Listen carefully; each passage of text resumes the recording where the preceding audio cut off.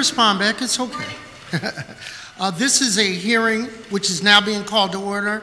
We have a quorum in the presence of President Clark, Councilwoman Parker, Councilman Tollenberger, and Councilman Dom.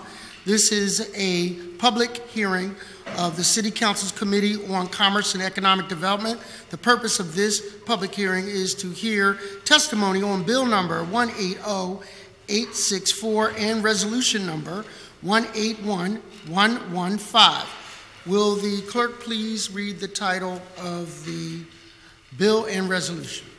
Bill number 180864, an ordinance amending Chapter 17-1500 of the Philadelphia Code entitled Annual Disparity Study and Participation Goals by providing for further detail relating to, among other things, North American Industry Classification System codes under certain terms and conditions, and Resolution number 181115, a resolution authorizing the Committee on Commerce and Economic Development to hold hearings regarding Power Up Your Business, a free small business training program provided by the Community College of Philadelphia. Thank you, Ms. Williams. Councilwoman Reynolds Brown, who is the author of this legislation, prime sponsor, cannot be here this morning. So she has entrusted me to read her opening statement. I will do my best to sound like my colleague, as eloquent as she sometimes can be.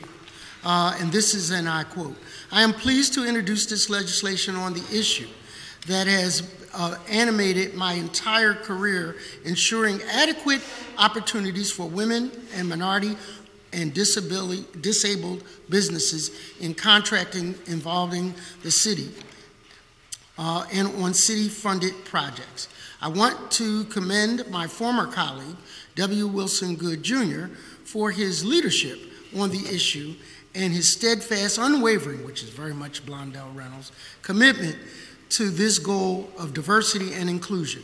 The purpose of this legislation is to require additional reporting of the types of businesses operating in the city for an annual disparity study, which is required by the Home Rule Charter and used to establish the city's contracting goals.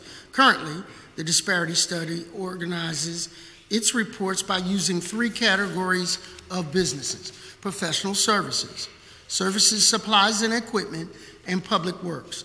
This bill will expand reporting by using census data to include a series of business codes that these codes will help to use and understand whether or not businesses are receiving city contracts representing a diverse cross-section of businesses that operate in the city of Philadelphia.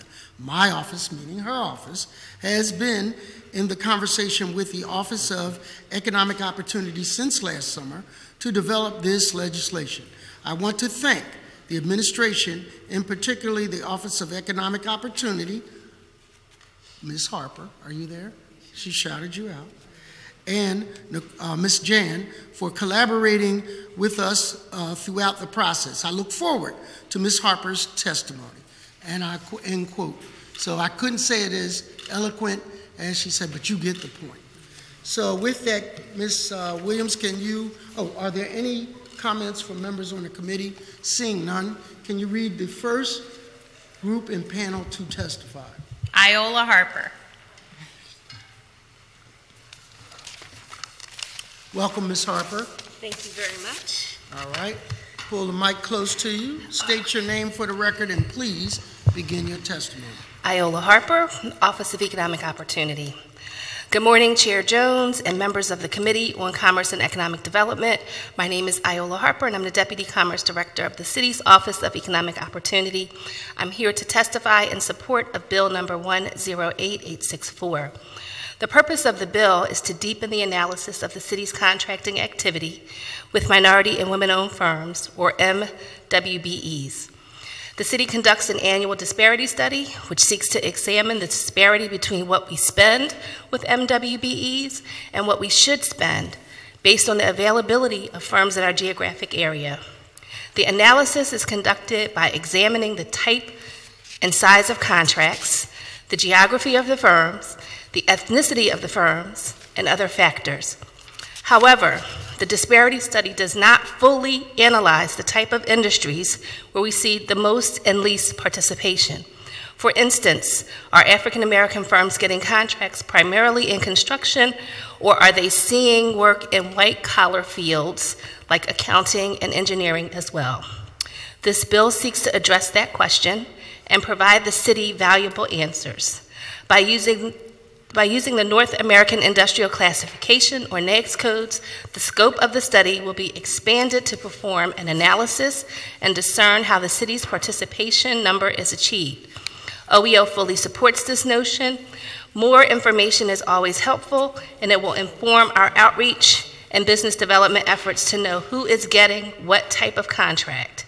We have contacted eConsult, the firm that conducts our annual disparity study, and learned that these changes will cost an additional $9,000 yearly.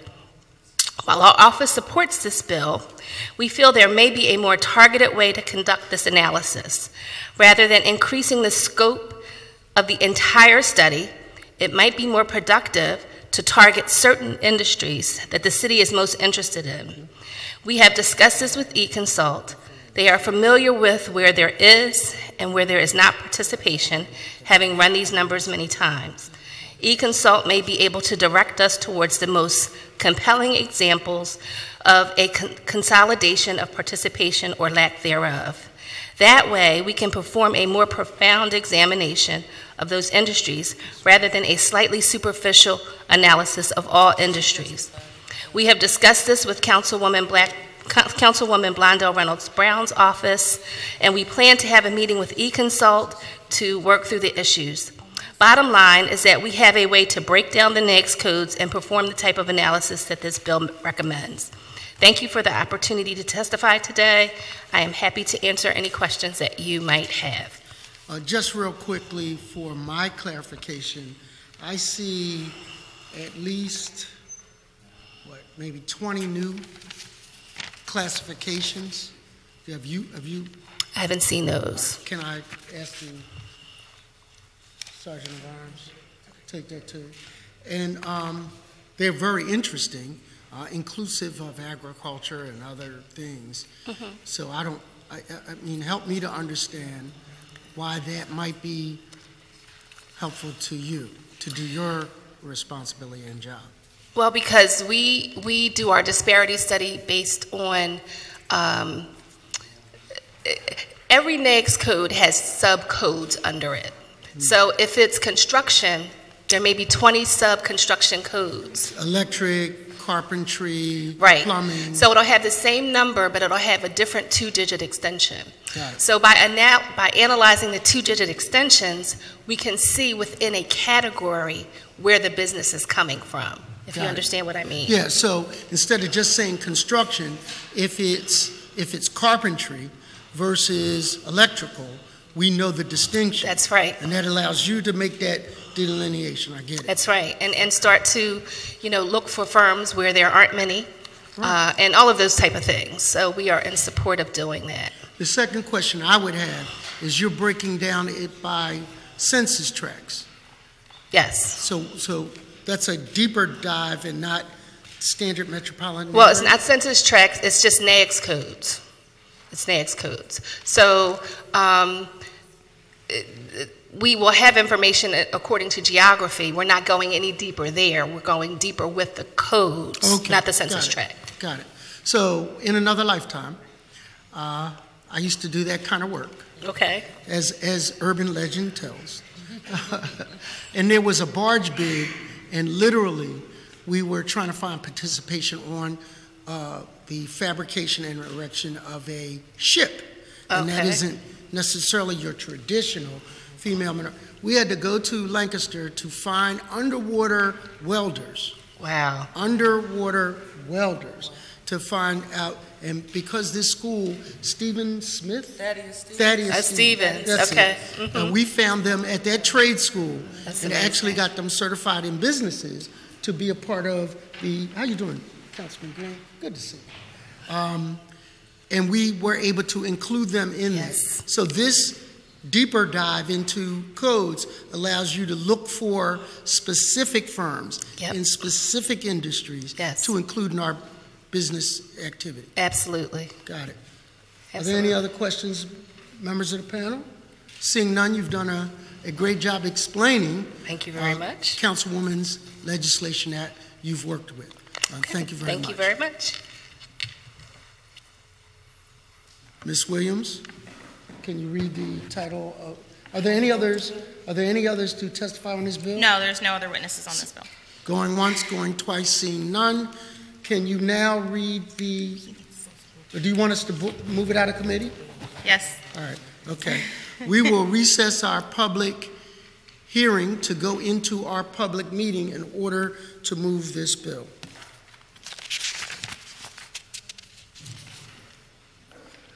The chair will recognize my vice chair, Councilwoman Parker. Thank you. For a motion on bill number 180864. Thank you, Mr. Chairman. I move that bill number 180864 be reported from this committee with a favorable recommendation, and further move that the rules of council be suspended to permit first reading of this bill at the next session of council. Second. It has been moved and properly seconded that bill number 180864 be reported from this committee with a favorable recommendation, and further be moved that the rules of council be suspended to permit first reading of this bill at our next session of council. All those in favor of this motion will signify by saying aye. Aye. All those opposed? Seeing none, the ayes have it, and this motion carries. We will now go back into our public hearing to hear testimony on resolution number 181115.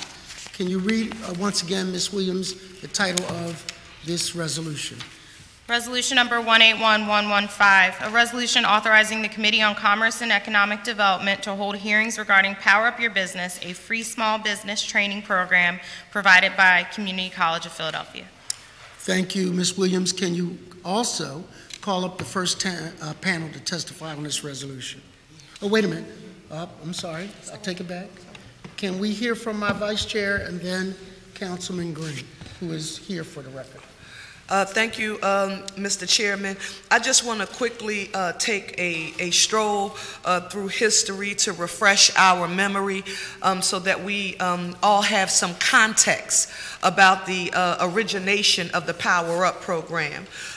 This program was developed in 2016 in collaboration with Dr. Guy Generals and CCP as a result of the discussions about Philadelphia's beverage tax. And during that time, there was much discussion about the impact that the beverage tax would have on neighborhood-based small businesses. Councilman Jones, you've been and worked in this arena with small businesses for years. That discussion really struck something in me, because I remembered when the neighborhood-based small businesses, that is the corner stores in the neighborhood that I grew up in West Oak Lane, many of the people who owned those stores actually lived in those neighborhoods. And now we've seen a transition whereupon that is not the case.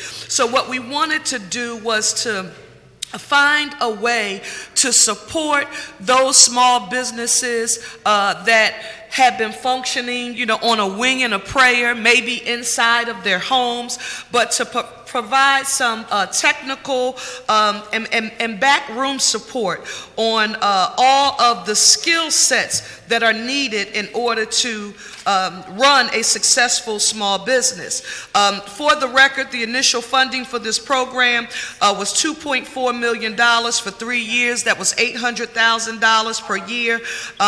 This is the year that the funding expires. So it was necessary to have this hearing to hear about its success, what has been the actual return on investment for our city. So we are really looking forward to hearing from eConsult so that we can know how has it impacted the overall growth of small businesses in our city.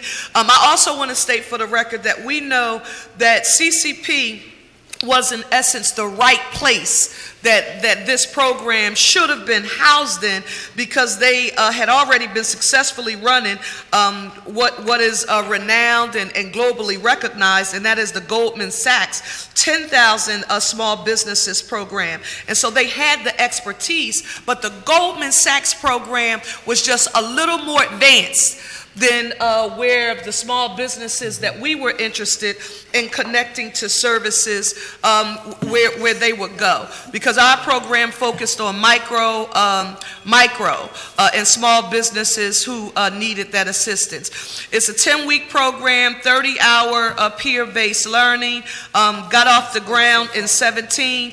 I just wanted to note for the record, and I am very proud of this, that this program has helped hundreds of small businesses in every council district and nearly every zip code in the city of Philadelphia.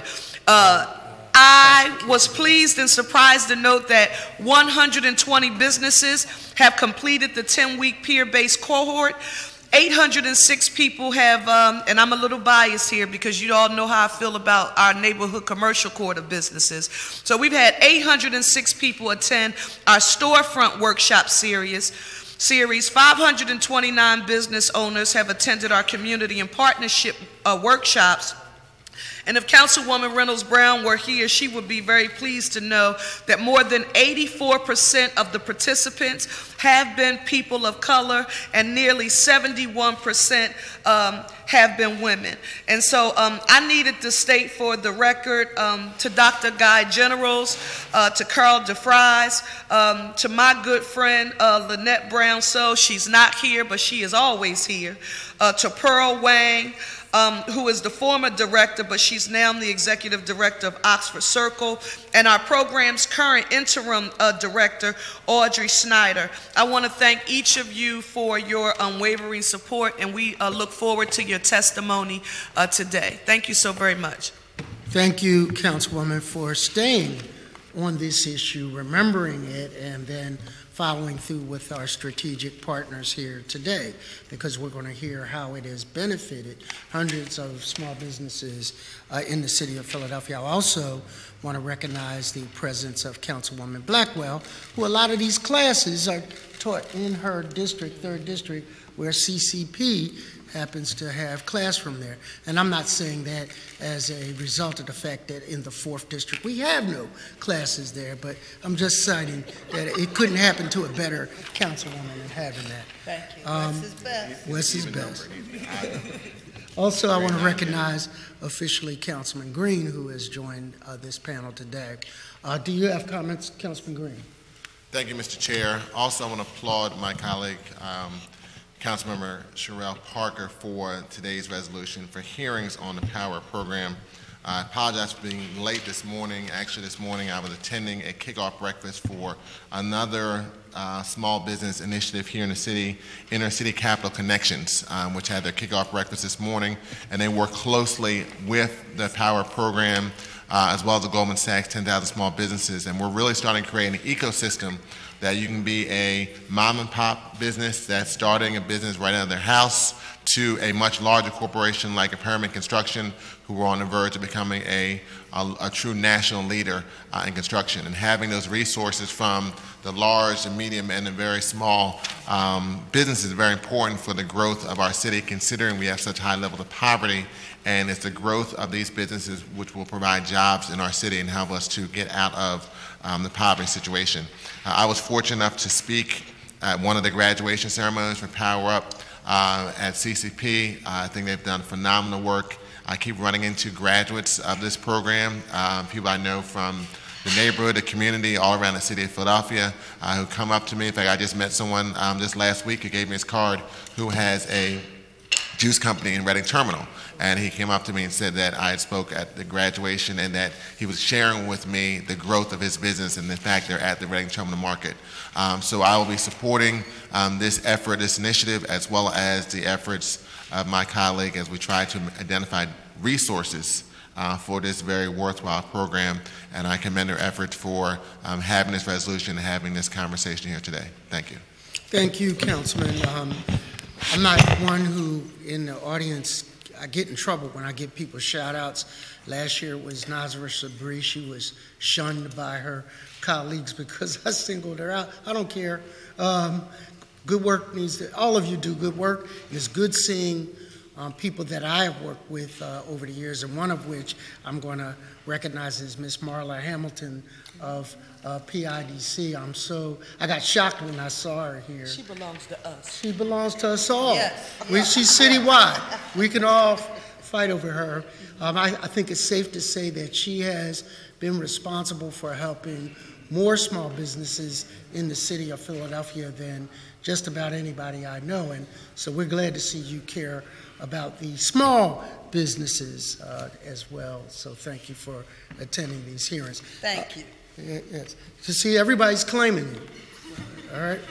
So, Ms. Williams, will you please read the names of the first panel to testify on this resolution?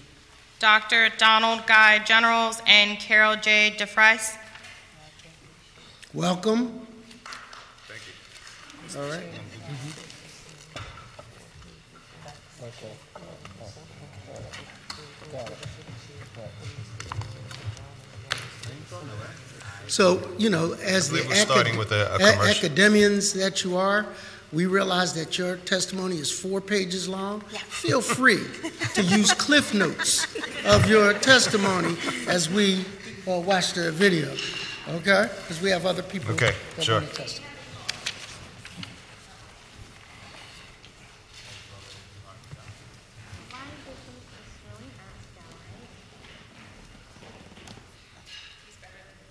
Do you want us to? Sorry, maybe we should just go ahead.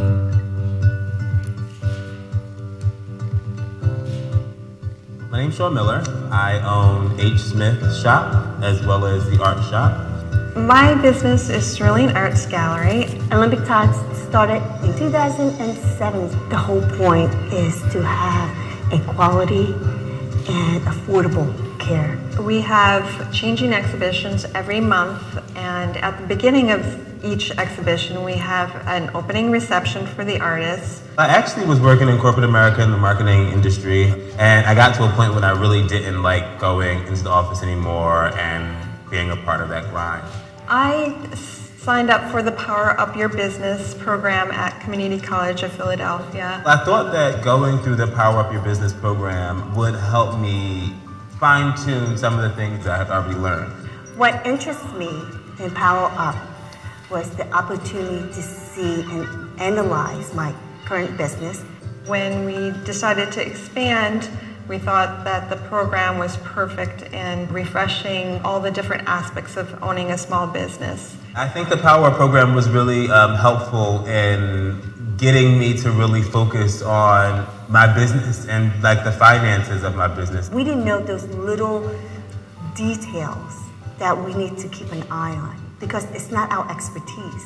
I think the peer group model was very beneficial in hearing how a restaurant or a daycare center might resolve a similar problem that we were dealing with. This program touches on all of the things that are very important to a business owner. It's not your business 101. This is a little deeper that you're already in your business, and now you're just understanding more on how to do better.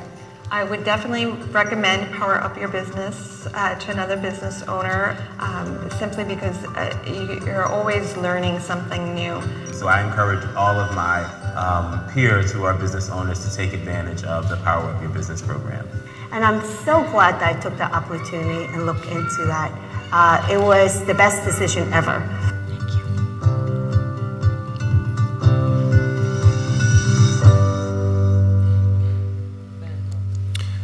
So good morning. Morning. Chairman Jones and members of the Committee on Commerce and Economic Development.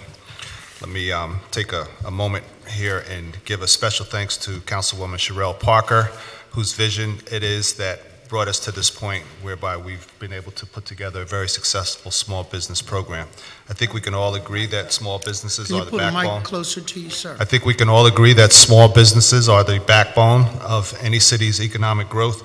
And I think with the partnership that we've been able to establish with Councilwoman Parker and other members of the City Council, we've been able to pull this program together, which hopefully, whatever you don't know, at the end of this testimony, you'll be able to ask questions and find out.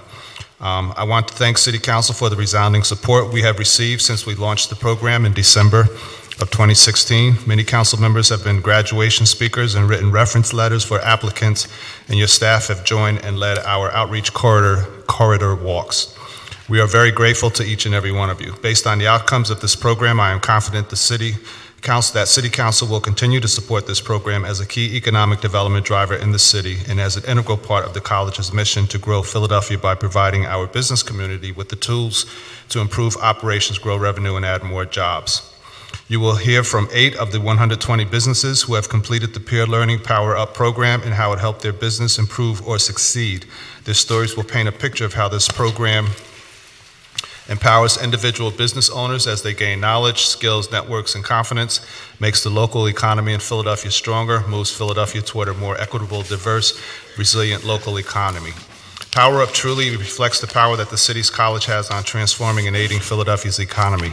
By taking this program around the city, we have been successful in delivering resources to businesses that likely would not seek assistance elsewhere. We have made this program a collaborative approach, working in conjunction with the city's Commerce Department, PIDC, the Free Library, SCORE, and over 40 partner community and business organizations. Since launching this program, we have held 7 cohorts with 120 businesses completing our peer learning program at all of our 3 regional centers, our main campus, and a satellite location in South Philadelphia. These businesses represent 39 of 48 Philadelphia zip codes and come from all 10 city council districts. 49% of our peer learning participants are located on designated commercial corridors. Over 60% are in low-income census tracts. 84% of the businesses are minority-owned, and 71% are women-owned. These businesses represent 224 full-time employees, 171 part-time employees, and 89 temporary workers. The businesses represent all industries, from food, daycare, retail, service, salons, and other types of businesses. 60% of our business owners have less than a bachelor's degree. Our businesses rent, own, and run businesses out of their home. These 120 businesses represent 1 year to 8 or more years in business. Just recently, we graduated a business owner who had been operating for over 50 years. I think Councilman Green was there when we celebrated that young man's success. He graduated reinvigorated to upgrade his store facade. Based on 1-year follow-up surveys of the 46 businesses who went through the program in 2017, we know 50% increased sales, 56% hired new employees, 44% increased net profit, several opened a second location, obtained grants, and obtained loans from partner organizations, 62% secured significant contracts, and 38% improved their credit scores. You will hear more from eConsult about how this translates into an even deeper economic impact and return on investment for the city. But our program doesn't stop there. For businesses who can devote significant time away from their businesses, we provide 3-hour workshops. Over 33 workshops have been held since the start of the program, with 433 businesses participating and over 800 attendees. Businesses have come from every city council district and from 47 of 48 zip codes in Philadelphia. Vice President DeFries will share more about the various innovations we have undertaken as part of this program. And I think, in the interest of time, I'll take a little executive privilege here and cut the last page and a half and turn it over to Vice President DeFries. You've been here before. Good morning, everyone. Good morning. I'm Carol DeFries. I'm the Vice President of Workforce and Economic Innovation for Community College of Philadelphia, and I also want to thank Chairman Jones and Vice Chairman Parker for inviting us to present on the Power Up program. And I'm pleased to talk a little bit about the innovations for our award-winning program. We recently received the Greater Philadelphia Social Innovations Award for the program, 3rd place for social mobility, so we were very pleased about that. And I also want to acknowledge and thank the members of my team from Power Up who've helped craft, implement, and smoothly operate this dynamic entrepreneurship program. It includes members of Power Up staff who are present today and others within my division, and there are also members from the college, who we work hand in hand with, from our marketing and communications office and our finance office, who are here today. So I just really want to thank them for all that they do to make this an exceptional program. We also included, as part of the design of this program, a small business advisory committee meeting, and that included PIDC and Commerce, the Philadelphia Association of CDCs, members of Councilwoman Parker's staff, various members of other business support organizations, and also staff from the Goldman Sachs 10,000 Small Businesses program and the creation, and they really helped provide the feedback in how we structured the program. We really felt that we could, with our regional centers throughout Philadelphia, our main campus, and then also creating a South Philadelphia satellite location, that we could reach deeper into the community and get to businesses that wouldn't otherwise normally receive these services. And we really wanted to focus, again, on the low-income communities, the commercial corridors, and neighborhood-based businesses, because we were not interested in, doing a lot of the great services that already exist from many of the phenomenal business support organizations. So we really wanted to fill a niche in Philadelphia. And we have two core programs. The first that we've talked about is the workshops. We create 3-hour workshops. It only requires a business owner to spend 3 hours of their time once a week, and we've done that throughout Philadelphia at each of the different locations. And you heard Dr. Generals talk a lot about that particular program and the results there. The other part of that program is the peer learning program, where we bring businesses together to learn from one another, their experiences, and to build one another up. That's a 10-week program, 30 hours. We just transitioned that to a 12-week program and 36 hours based on the feedback that we were getting from the businesses that have gone through the cohort. And then also, one of the accomplishments, in addition to several of the metrics that you've already heard, we designed this so that we were hopeful that many of the businesses that could qualify for the 10,000 Small Businesses program would be able to then go on into that program. And so far we've had 2 that have completed and graduated from the program, and we currently have 2 that are in the existing cohort right now. So we've had 4 now that have gone from Power Up into the 10,000 Small Businesses program, so we're very excited about that. And we talked a lot about the innovations that are part of this, and we built this program so that we could learn as we went along and build certain aspects of the program to respond to specific needs that we saw emerging from the program. So with our partner organizations, we've taken a lot of the workshops out into the community. We've hosted workshops in restaurants, in barber salons, in libraries. So we've had over 25 workshops, community-based workshops, with our partners such as Esperanza, Entrepreneur Works, North 5th Street Revitalization Project, and many others, and we're excited about that. We've seen in the workshops, we've seen a lot of startup businesses come in eager for knowledge. And as a result of that, we partnered with Mount Airy USA to create the Philly iHub program, where we're also, we helped develop the curriculum for that program, and we provide an instructor and facilitator for that program. 17 businesses have completed that, and there are 31 in the current cohort that they're running right now. We launched an industry best practices program where we try to take a deep dive into a specific industry and provide additional best practices and knowledge, and we focused on the child care industry in this we just launched it in October. And so we had 23 businesses go through that program. It represented 30 locations, 140 employees, and they were every kind of business owner, from a home-based child care to 1 to 2, 3, and 4-star child care centers that went through that program. And our goal is to create similar programs that focus on the food industry and also on the beauty industry. We know education is a continuous cycle, so we have also offered scholarships to the businesses that have completed the peer learning program to take advantage of the continuing education offerings that the college has. So they've been able to take classes, QuickBooks, social media classes, and others like that. But that's a lot of accomplishments in the past.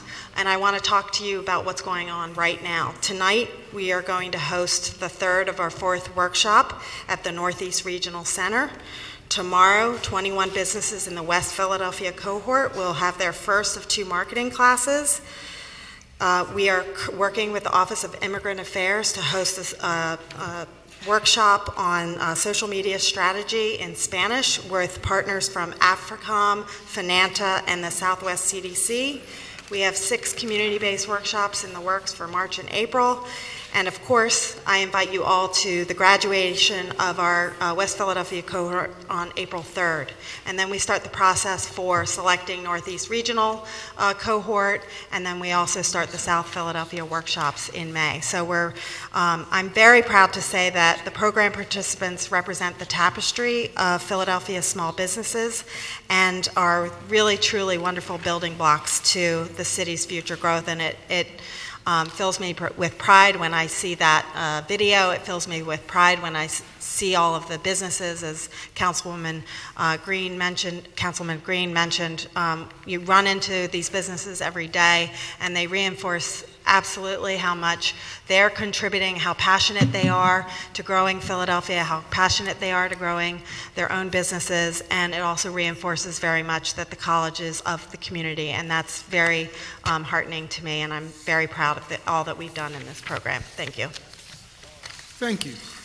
So, coming from a background, Councilman Green is a banker, former banker.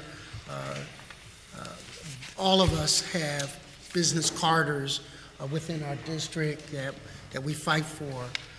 This program, having heard it today, but also having the privilege of being a graduation speaker, takes a deeper dive into how to be successful.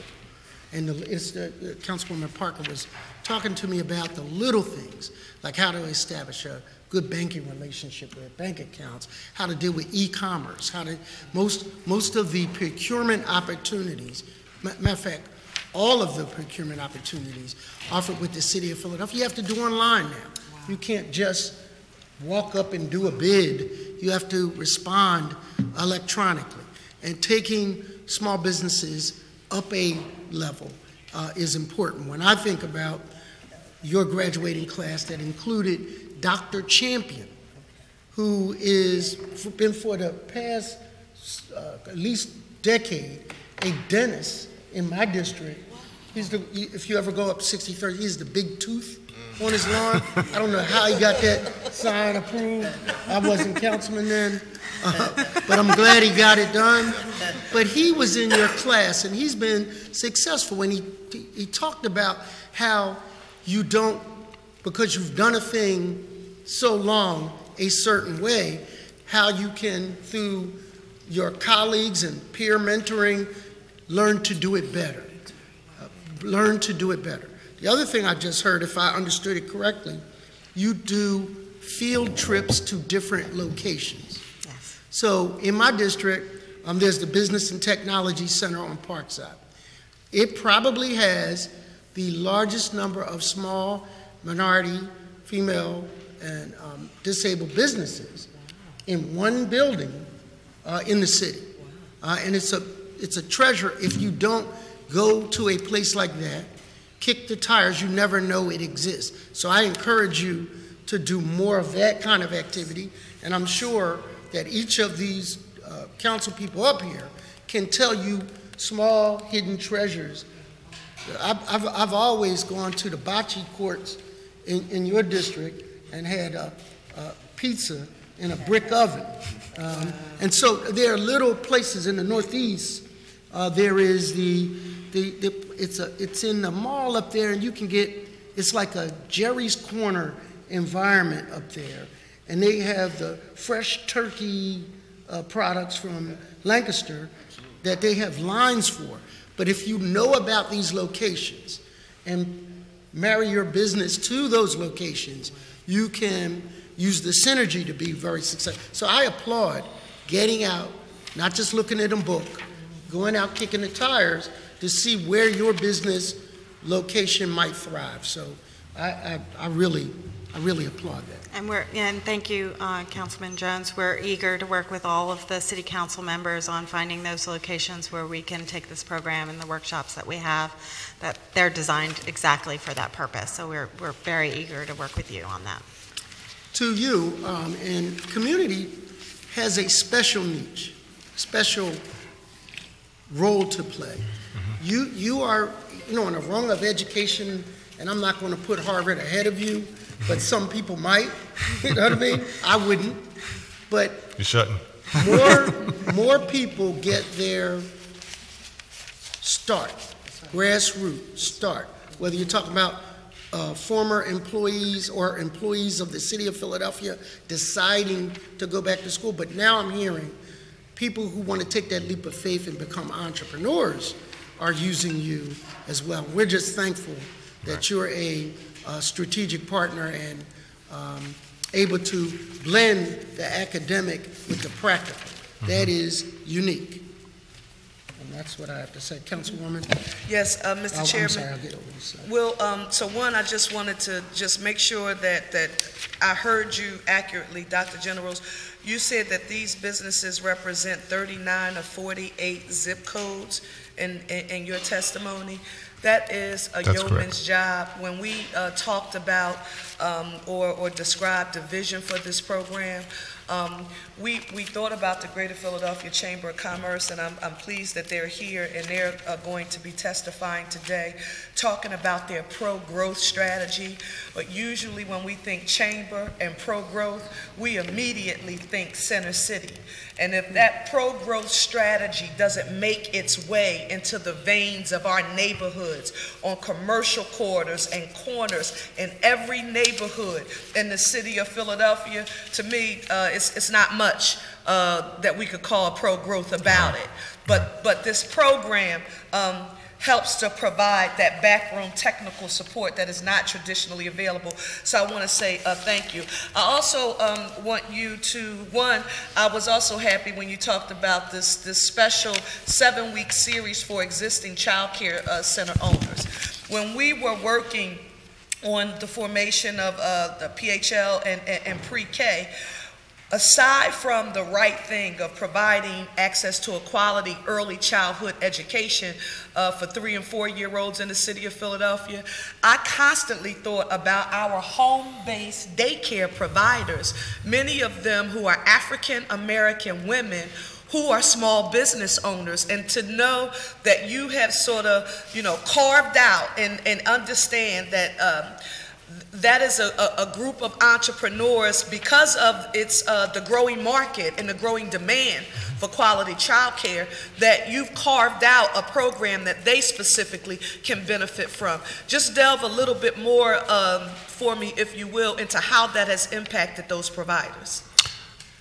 Well, I think you're precisely right that many of these small businesses are islands to themselves in their neighborhoods and not necessarily aware of the opportunities that could be provided to them and some of the, quite frankly, some of the regulatory needs that they needed to be aware of in order to be successful business people. So I think, ultimately this strategy of going into the neighborhoods, into the commercial corridors to identify and to provide exposure to the services that we were hoping to be able to provide was a good match for what you laid out from the beginning when we first started talking about this, and that a lot of these pro-growth or business growth programs overlooked many of the corridors, overlooked many of the small businesses, and overlooked entities that may not have even in some people's minds be considered a business, like the small daycare provider. So I think there was that, and then of course, the city's push towards providing universal daycare, that put us in the forefront in terms of providing the training, and we knew that it was more that there were legions of daycare providers that were not counted, not viewed as an integral part of that of the services that would be that would ultimately need to be developed to provide the universal daycare. So I don't know if you want to add anything else to that. Yeah, I just, actually, the woman who was profiled in our video, she's looking to expand and open up a second location. We know that many of the daycare providers, I think we've had 16% of the 120 business owners were daycare providers or some form of child care center, and several have increased their star level. Others have worked to maximize their enrollments so that they're serving more or know how to serve more individuals and kids in their neighborhood. We know that they've improved their business practices, and they've grown their overall revenue. So, I mean, there's a wide variety of impacts just from that one segment alone. And you know that not only are they businesses, but they're serving their residents in their community and the children, and so that's, all of the benefit to that as well. Before I get to my last question, and Mr. Chairman, I feel always a special connection to the people in the organization who do the work, because when you start from the ground up and you do the work, you respect the people who are on the ground doing it. Have to say to Kitty and to Chris and to Selma and Raquel, thank you all so very much. If you want to know where do they recruit and how do people know about this program, aside from, going on the CCP's website, it's because they are at every community-based meeting that you could think of with this big power up sign, and they're walking around, telling people, do you bake at home? Do you sell this on the side? If you do, then you should participate in this program. So I wanted to say thank you to them. And finally, I know Councilwoman Blackwell and both Jones will appreciate this. Philadelphia, I think one of our greatest strengths is obviously our diversity. Councilwoman Janie Blackwell has been a leader in providing services to Philadelphia's African and Caribbean communities. I know I represent in the 9th Councilmatic District what was deemed as the most linguistically diverse neighborhood, not in the city of Philadelphia, but in the Commonwealth of Pennsylvania, and that is the Olney community. So when I describe the 9th District, Councilwoman Blackwell, I call us the mini United Nations.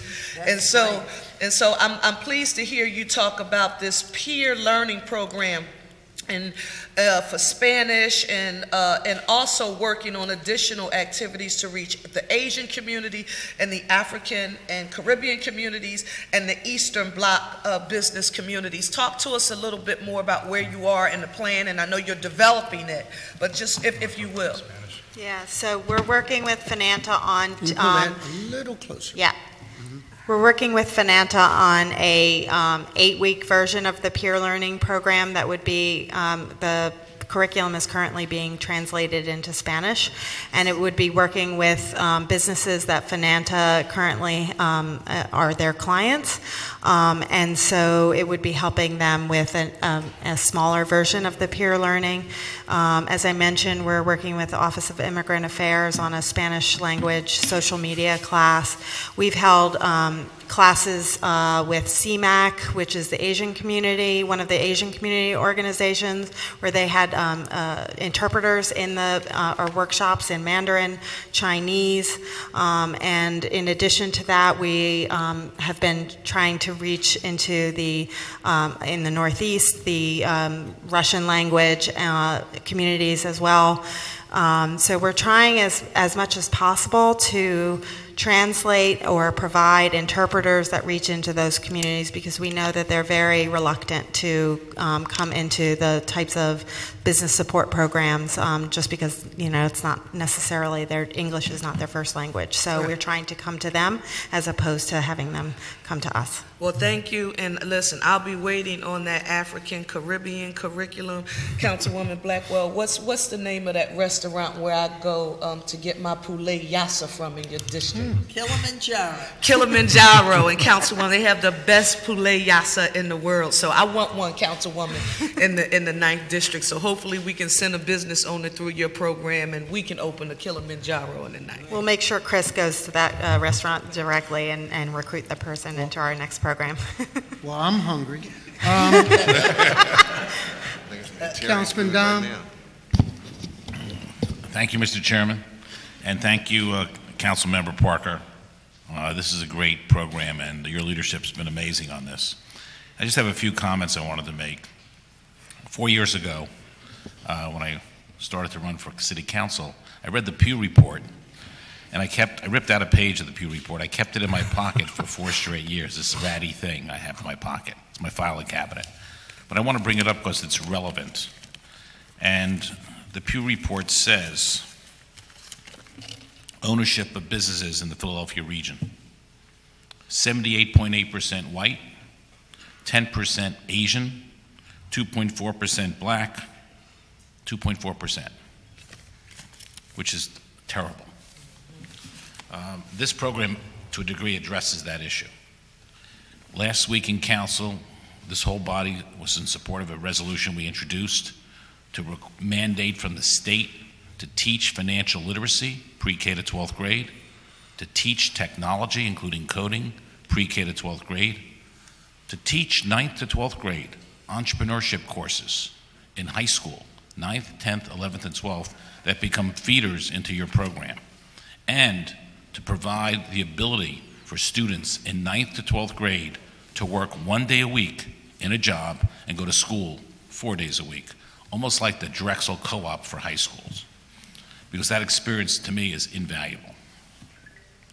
That is extremely important, and it can feed into this program. And I guess my question is, it seems that our budget for this is $800,000 roughly. And I don't want to take away eConsult's thunder, but I will say that their report is extremely powerful. The way I read the report is that we invest $800,000, and 3.5 times just the $800,000 comes back to the city in 10 years. I don't think there's one investment that we make where we invest $1 and $3.50 comes back in 10 years. That's an amazing, forget the investment though. How about changing the lives of people? I always said in my career, you make a living working. You create wealth owning. And that goes to that 2.4%. We need to create wealth, and this program does it. So from my perspective, my question to you is, $800,000 is great, but if we gave you $5 million, could you accommodate that and do it 6 times as good as you're doing now? Or what is that number? Excited.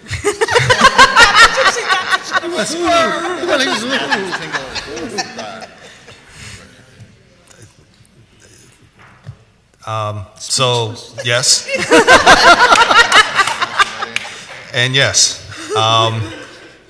This program came about, with a lot of sweat equity, largely in part because of the councilwoman's push and tenacity, along with some of the staff here at the college. There were a lot of phone calls. We had to then go to the other side of the house to negotiate with our business VPs to figure out how this was going to work, how we could afford beyond the $800,000 to subsume this into the college. So it does cost, and the results, I think, are really the result of the hard work of the people that work there. But if we want to grow it exponentially, it will cost dollars and cents. This is one aspect. We're starting to tinker around the entrepreneurial, the startup aspect of this. There are some aspects, and Carol can speak to it, but this is basically for businesses that are already kind of along the way. Our goal is to begin looking at how we can encourage, through entrepreneurial training, folks that haven't even thought about a business yet, both in the non-credit side, which is workforce development and innovation, as well as embedding it into our business curriculum. So we are making some small changes, but in order to grow all of that, it takes faculty, it takes staff, it takes equipment, and what did you say, $5 million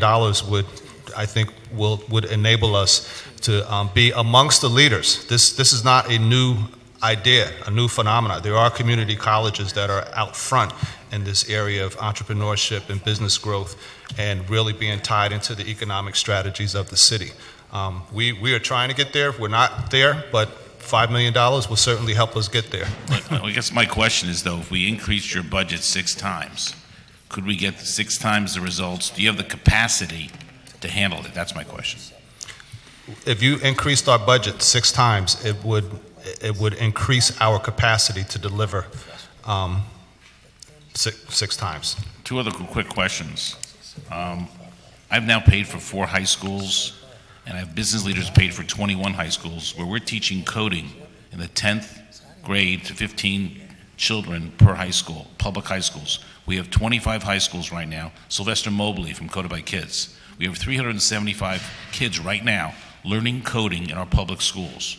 My question is, instead of them getting a job when they graduate, could they go to community college and figure out how they could open their own business in technology instead of working for someone else? Is there a program at Community that could take the technological skills they're gaining in high school and teach them how to open their own business?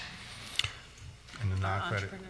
Well, we have an entrepreneurship proficiency certificate program that's part of a stackable credential that goes into an associate's degree in business administration. But in addition to that, we have all kinds of different programs to help businesses learn about how to be a startup, et cetera. So we have a Center for Small Business Training, and that supports startups. So there are plenty of other ways that we support startups as well.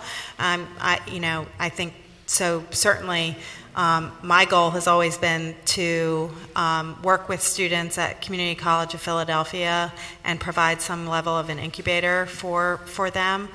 We have a student that's or a graduated student who will testify later today, who can talk to the entrepreneurship that exists at Community College for our students. I know many of them do run their own businesses because it's an imperative for many of our students because they have to work at the same time while they're attending. So they often do that through running their own business. So what I'd like to do, not today, is I'd like to have a meeting with Sylvester and somebody from the community college to talk about how we can accelerate them into your program, maybe have some of your teachers even come out in their senior year and explain to them this opportunity so we connect those two together. One last question. In the prisons in Philadelphia, back in May, I challenged the Free Library to teach financial literacy in the prison. I paid for a course. I went to the graduation in December. It was amazing. People who were returning into society took the course, graduation. It was just amazing. In a few weeks, we're starting the first coding class for 15 people coming out of the prison this year, returning citizens. My question to you is, could we put together a program that could teach returning citizens how to open their own businesses, and I'll find the funding for it. Yes. Don't worry about the money. Yes. As you know, we have a reentry program. But you have to go to the prison to teach it. That we don't have at this point, but we do have a reentry program for That's what we need to work formerly on. incarcerated. But we could, this was before my time. I know that we used to be in the prisons, and there have been a period of times when the college was in the prisons, and for a variety of reasons, we felt the focus should be on returning citizens. But we're revisiting that concept, and certainly, with your support, we'd be willing to revisit it. We do have a new director for the reentry program, so he's a pretty aggressive person whose training is in that field, and so I think the timing might be right to be able to look at this to see how we could partner. We'll do that after this meeting, but let's get together after this and talk about those issues. Thank you very much. Thank you. Councilwoman. This is a great program. Thank you. $5 million, I think you can find. This has been a productive morning, right? Councilman Tallenberger. Mr. Chairman, thank you very much, and I just wanted to make a very clear point that I learned long ago. Also, Dr. Generals, I thank you and your staff, and Mr. Freese, thank you for everything you've done. But just to pick up on what we said, for 23 years I ran the Northeast Philadelphia Chamber of Commerce. The most difficult thing for a small business to do is make a hire. A very difficult thing would be to hire someone who was recently incarcerated. With best intentions, there's just hesitation. But to follow up with my Councilman Dom has just said, to teach entrepreneurship in the prisons so they can create their own job is very, very powerful, very uplifting, and I think we hit the target right on the head, provided the support is there, and I think it would be under your tutelage and guidance. It is something that all businesses would have a reluctance. They may not tell you, but it's there. Right. But if we can train people that are returning to the workforce, the basis of business and entrepreneurship where they can start their own business, we can do great things. That was my comment. Mr. Chairman, thank you. Thank you, Councilman. Councilman Green. Thank you, Chair. I wanted to ask a couple questions in reference to the partnership between the city and city-related entities like PIDC. I know that there's a referral perspective in addition to the funding, which we've been talking about earlier. But I was curious in reference to what other types of connection between the POWER program and the city are there available? Are people learning about programs the city has in reference to some of the initiatives that we started recently?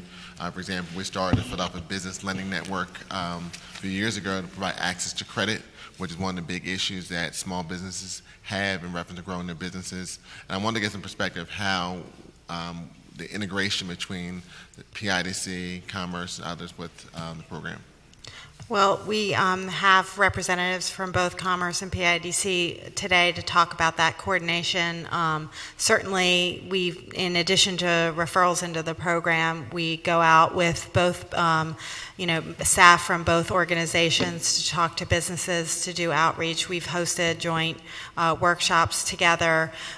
We've certainly talked about the resources. One of the reasons why we went from the 10-week to the 12-week transition for the peer learning was because we wanted to be able to provide a resource panel. So that's been added. What we were doing in the past was we were having a separate workshop as the resource panel where we were inviting members of PIDC and Commerce to talk at that workshop and not embedding it as part of the peer learning. And we realized that that was a mistake and we wanted to embed that as part of the peer learning component. And so that now exists in the current cohort in West Philadelphia. And we also make referrals back to those organizations in terms of interest in storefront grants and loans, et cetera, for those who are qualified. So we know that we've had a couple who have been talking to PIDC about potential financing for expansion or purchasing of their properties. We've talked a lot about the storefront improvement grants that Commerce has, and also potentially the forgivable loan for the equipment as well. Yeah, the reason I raise the question is that one of the things I've been talking about for a number of years is that the Commerce Department, is specifically in reference to the outreach for small businesses, is underfunded. I think the staff is too much on their plate in reference to truly reach out to the entire city of Philadelphia. And though I would definitely like to see additional resources for this program, at least maintaining the level of funding, if not increasing. But also I think the Commerce Department needs additional resources for staffing so they can do even more outreach and get the word out regarding this phenomenal program. One of the challenges that often happens in city government, and not just city government here in Philadelphia, but the public sector as a whole, is that we have these great programs, but often people don't know about the programs. And that's part and parcel because we don't really have the resources to market the programs like other institutions. When you think of a Stagecoach, you think of Wells Fargo. When you think of green and white and baseball, you think of Citizens Bank Park. And that's because they do marketing. And I think part of the challenge that not just the city of Philadelphia, but the public sector often has is not having the resources needed to really market these programs so that way we can really penetrate in communities around the city of Philadelphia about some of the phenomenal programs that we have like Power Up or the Philadelphia Business Lending Network or storefront improvement programs, and that the staff are doing the best they can, but they're also just 1, 2, 3, or 4 people, and we have a city of 1.5 million plus. And so I think that's one of the other challenges we've had historically in the public sector is that we don't have enough resources to really get the word out about these programs, and that's really a lack of investment that we're making, because when we make that investment in these type of programs to get the word out, more and more people will participate, which will grow those businesses and provide more jobs for our city, which impacts poverty. Totally agree. We've been fortunate that we have had the ability to promote this program, but we've worked very closely with members of the Commerce Department business support staff to do the corridor walks, because we know that we have to go face to face and meet with every business to encourage them to come to these programs. And that does take a lot of time and a lot of shoe leather walking the corridors, and Commerce has been right there with us in that regard. Okay, Councilman Tolliver, and then we're going to ask the next panel to come up because we're excited, like you're excited, not as excited as you about that 5 million, but we're relatively enthusiastic. Mr. Chairman, thank you very much. And Councilwoman Parker, I really want to thank you for your leadership on this program because I think it's very, very, very important. And Mr. Freese, I had the opportunity, and I wanted to mention it earlier, but I only want to make that short, and this will be equally short, but more to the point. You have a very good program that I happen to have a chance to attend. It was ran by Chris Hess up in the Northeast, which is all part of this program. And I would have to say it was absolutely excellent. It was on, social media and Facebook, and it was really, really true. My parents were immigrants from Germany in the 1930s, and if this program would have existed to help them, they could have even done better than they did. I think they did pretty good, but could even do better. And the fact that you're including other languages, and I'll give it from another perspective because I'm very lucky to be bilingual. I didn't speak English first. Although I was born in the United States, my first language was German. The fact of the matter is continuing that education to include people, but also that the people know more languages as a whole. If every Philadelphian knew one more language, we could have conversations that we never dreamed of, and with that come great ideas. And I would have to say a little thing happened in Councilwoman Parker's district that I was invited to speak at an opening of a row of stores, and I was very, very honored to do so. But the minister came and spoke about and gave the prayer and talked about oxtail soup. Well, I don't know how much any people know about oxtail soup.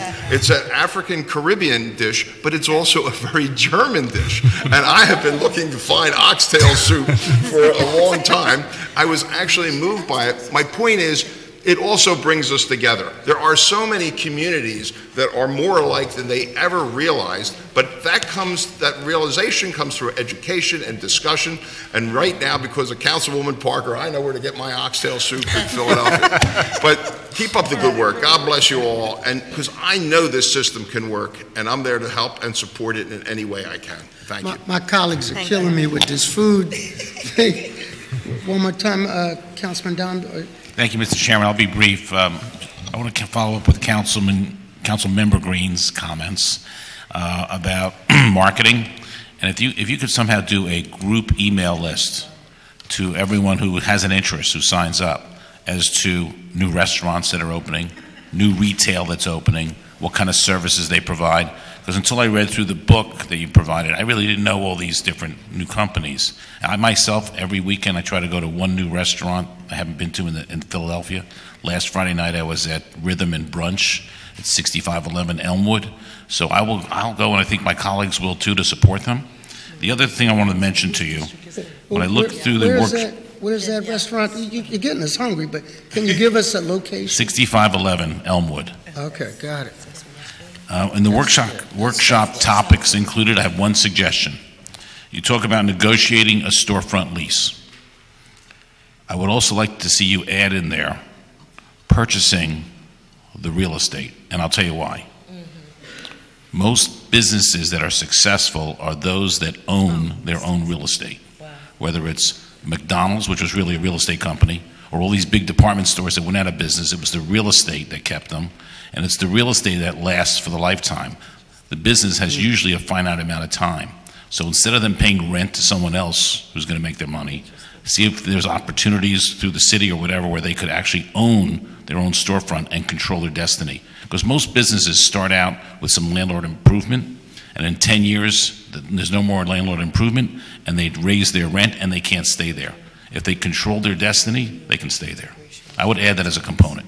Thank you. Thank you, Councilman Don. Coming from someone And who we'll has come looking some, for you to teach that course. No, it's okay. Wait a minute. Coming from someone who has some small experience at owning real estate. Thank you, Councilman. Ms. Williams, can you read thank you for your testimony. It was an inspiration. Thank you. Can you read the next panel to testify, Ms. Williams? Michael Banks, Jonathan Williams, James Betterson, Matt Reagan, and Pam Henshaw. Come on up. Come up to the table. Feel free to summarize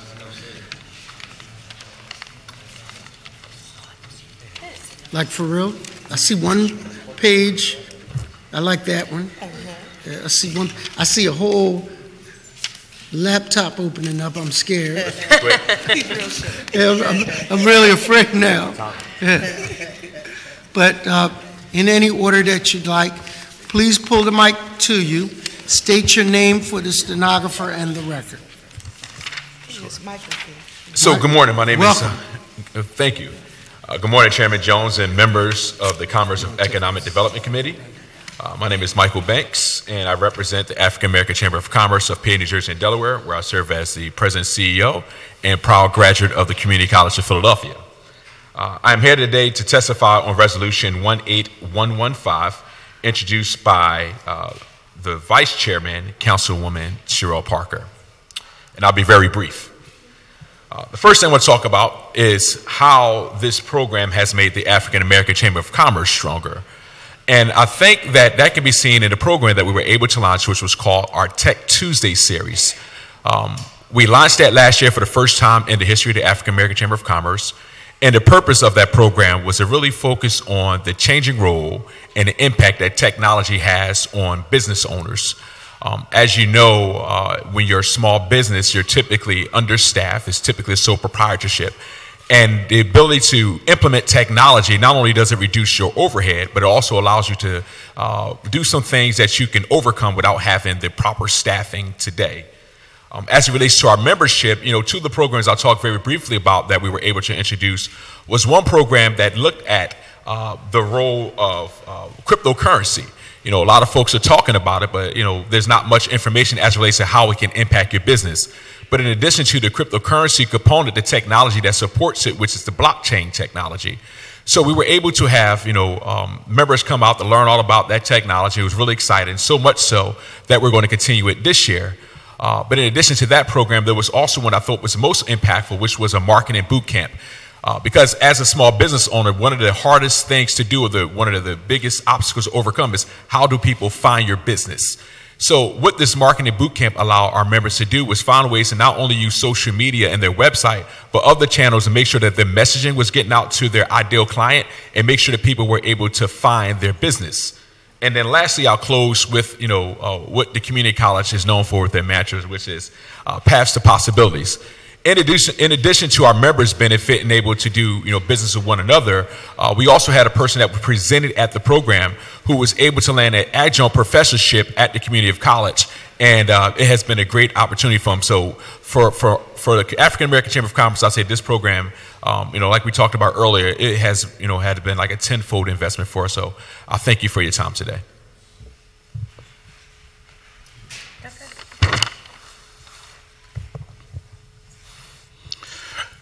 Good morning, Chairman Jones and members of the Commerce and Economic Development Committee.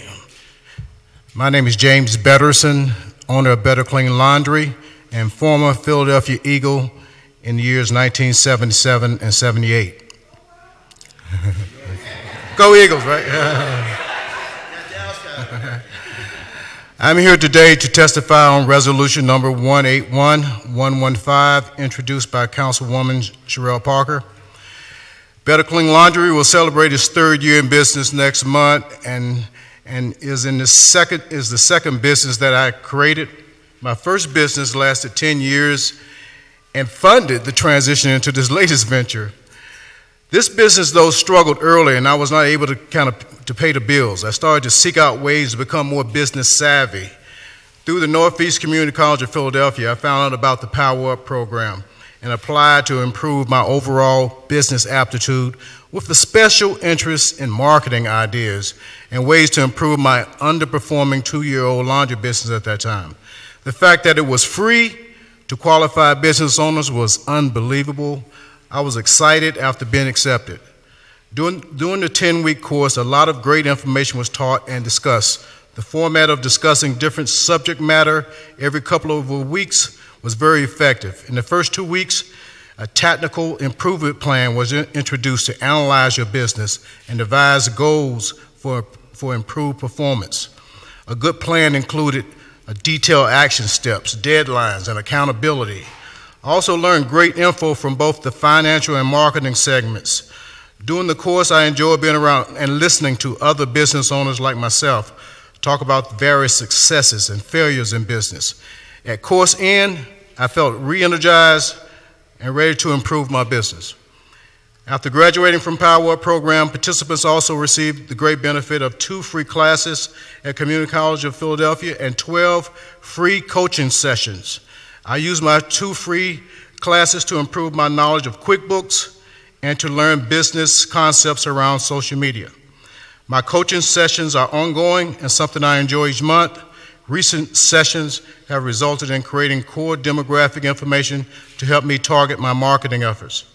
I attended Power Up Cohort 4 classes at Northeast Community College campus, which began in January 2018. My business grew 37% in 2018 over 2017. Now, while I don't attribute all that growth to attending Power Up, but I will say the experience helped me by affirming the things I was doing right, correcting the things I was doing wrong, and energizing me with more confidence. I would recommend the Power Up program for any small business owner and urge City Council to continue to support it. Thank you. Good morning. Good morning, Chairman Jones and members of the Committee of Commerce and Economic Development. My name is Pam Henschel, and I'm the president of the Greater Northeast Philadelphia Chamber of Commerce. I'm here today to testify on resolution number 181115. I want to thank Councilwoman Sherelle Parker for introducing this resolution. Our organization represents 465 companies and over 41,000 employees. We enjoy a great partnership with Community College of Philadelphia and collaborate with the college, offering events, programs, and drives activity to the Northeast Regional Center. As president of the Chamber, I'm also a proud graduate of Cohort 14 of the Goldman Sachs 10,000 Small Business Program. During my interview process with the Goldman Sachs leadership, was asked, why would a Chamber of Commerce want to apply for the program?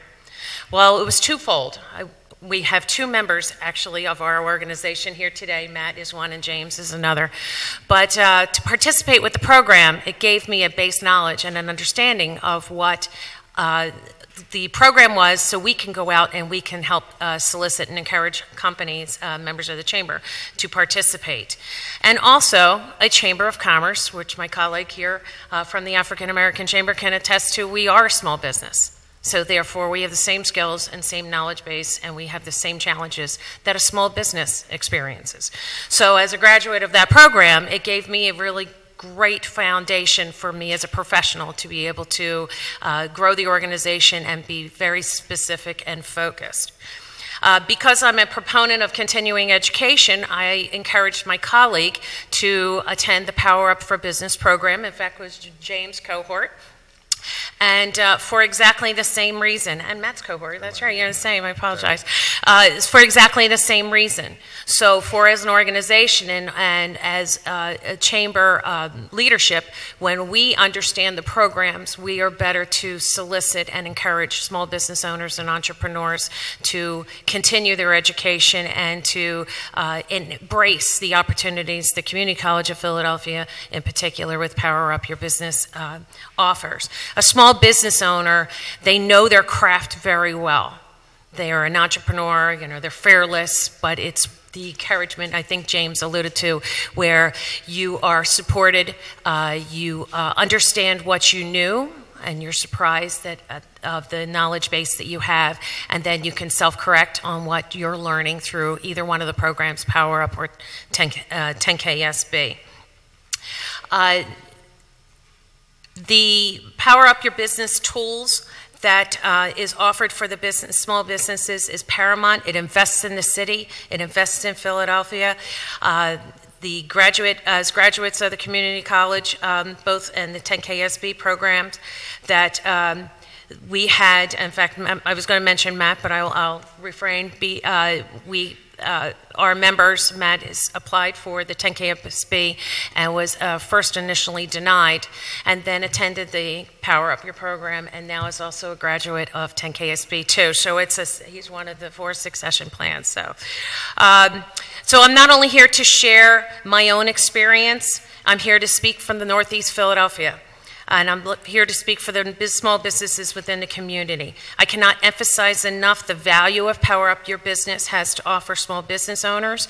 Entrepreneurial economy data reported in the 2014 census indicates that 80.62% of businesses in the U.S. have 1 to 4 employees. Power Up Your Business continues to support those small businesses and, again, invest in the city of Philadelphia. Thank you.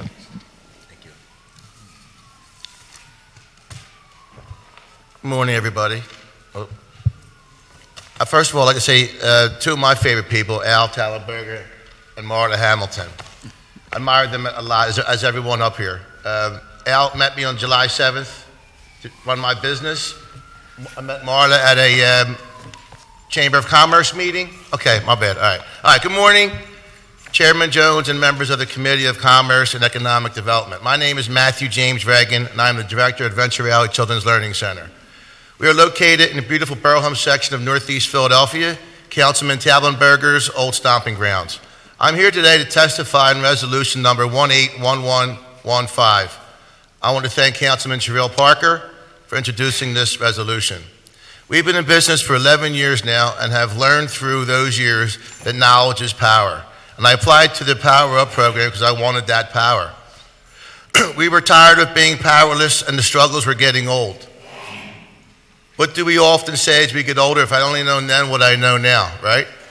Well, that applies to this program. Because if I had the power I have now, I'd have multiple locations by now, and that is no exaggeration.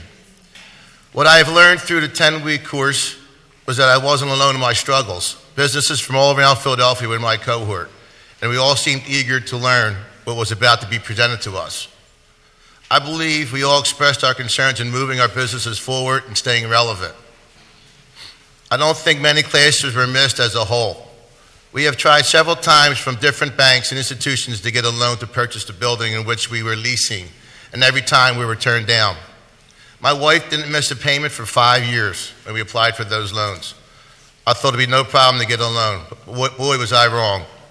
I learned through this course that we weren't bankable. We wrote too much off on our taxes. I learned that even though we have no problems with our enrollment, that we should still advertise to brand our name in the community for future enrollment. These are just a couple of the valuable information I've received through this program to make me more powerful. I don't know if our program has changed how we do business as a whole, but we have definitely put what we have learned to good use in redefining our business practices. One of those practices is putting together a good team and moving forward, like the team that was assembled at Power Up through Kitty and Pearl. Watching how smoothly they work together only solidified the importance of running a program that is only as good as their weakest link and the importance of good management. Just by watching them in action was enlightening. The personal stories of the instructors and their real-life experience, in my opinion, are priceless. The one thing these good qualified candidates had in common, the story was Ron about how he, one of the things was hiring somebody who plays sports, right? As a team member. That's who you want on your team. That was one of the stories I got from Ron. All right. When I first signed up for this program, we were in the process of negotiating a price with our landlord and purchasing the building we were residing in. I do believe after meeting with one of my mentors and learning a few things from her that I was able to negotiate, knowing I wasn't overpaying for the building. In writing our business plan, I used the resources given to us from Power Up to provide more detailed financial report along with the 3-year projection that I believe helped us in securing a loan. I'm happy to report that we are now owners of the property in which we leased for 10 years. I no longer have to say, if only I knew then what I know now. And I can honestly say it's because of the knowledge I gained from this program that I can say that. Knowledge is power, and Power Up Your Business provides small businesses with that knowledge to be powerful. After all, small businesses are the engine of our economy and needs every resource to succeed. After completing the Power Up program, I did the industry-specific Child Care Owner Series along with Goldman Sachs 10,000 Small Businesses. I am thankful for these opportunities and look forward to applying my power in the community I serve and beyond by creating jobs one at a time. And I have the confidence and knowledge to pounce on the opportunity for growth once it presents itself. Thank you.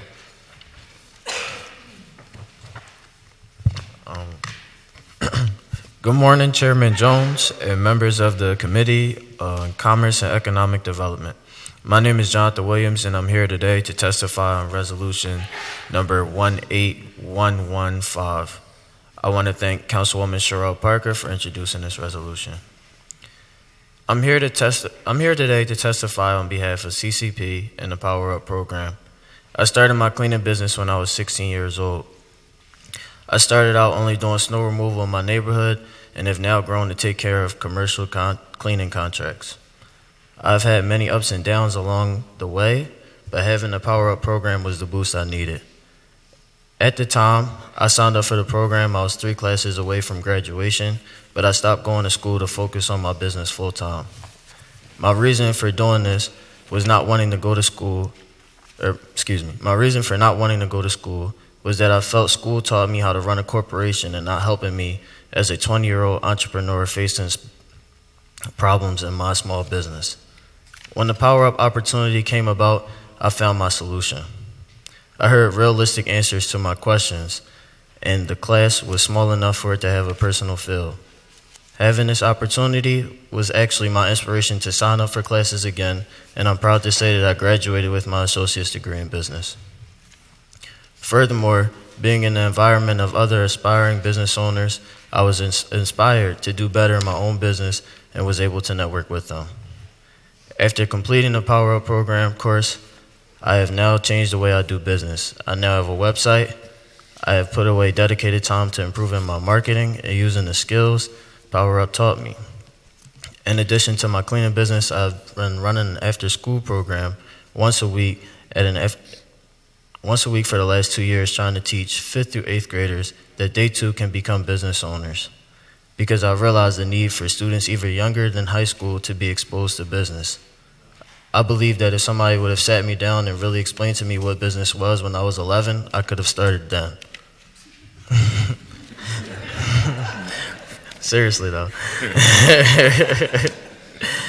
I believe in order to see a change in young people's mindset, business is the way out. The Power Up program was my helping hand, and it could be another young entrepreneur's hand.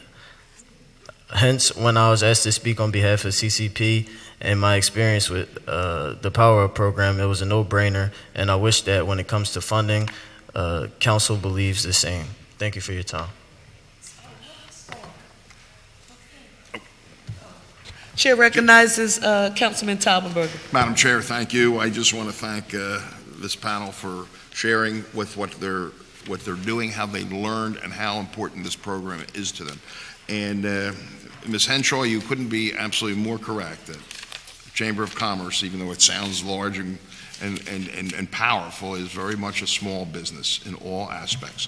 So I thank you for your dedication to the Chamber and what you're doing there. I'm still a member, if anyone wants to know. I am a member of the Northeast Philadelphia Chamber of Commerce and will continue as long as Pamela Henshaw is there. And I want to thank you all for taking the time to share, because I think this program, you have proven, can make a great difference in this city. Thank you. Madam Chair, thank you. Thank you. I too just want to say thank you to each of you for your testimony, to both Pam at the Northeast Chamber and to Michael Banks from the African American Chamber.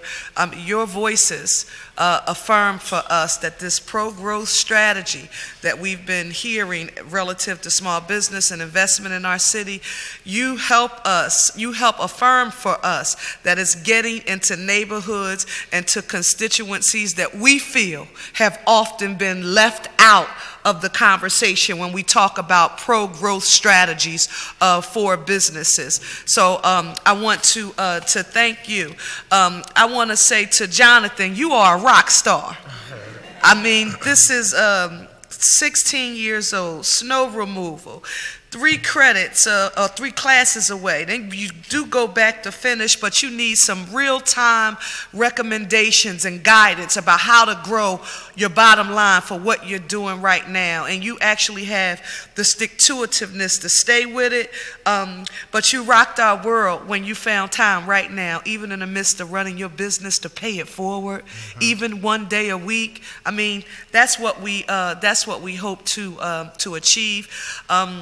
And to both of you. Now, I didn't know you were a Philadelphia Eagle. I'm going home and tell my family I was with a famous person today, right? But again, the idea that even with all of your professionalism, your experience in life, that you found something valuable in this program is definitely worth noting, and something that makes us very proud. And James, when you mentioned that you couldn't believe the program was free, I just put in dollar signs. We made sure that money was not a barrier to entry. This council made sure that financing, because usually what would happen is if you had to pay, if you had to come out of your pocket to pay, no matter how nominal the fee is, you would find a way to invest those dollars back into your business, because you, as a business owner, you always need something. But because money was not a barrier to entry, you all took advantage of the program, and you just make us so proud. So thank you so very much. We appreciate your testimony. Will the clerk call the next panel, please? Nazara Sabri, Ann Bover Nevins, Michaela Racine, Keith McMenamin, Sherlisa Bido, and Patricia Arcilla.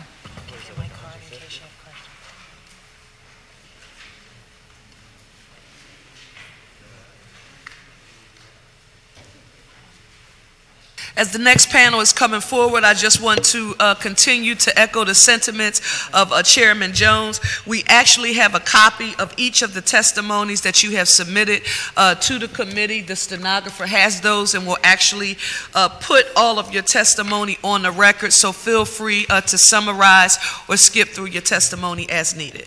And you can proceed, and we can start with Ms. Sabri. Good morning. Good morning, Chairman Jones, Vice Chair, Councilwoman Parker, members of the Committee of Commerce and Economic Development.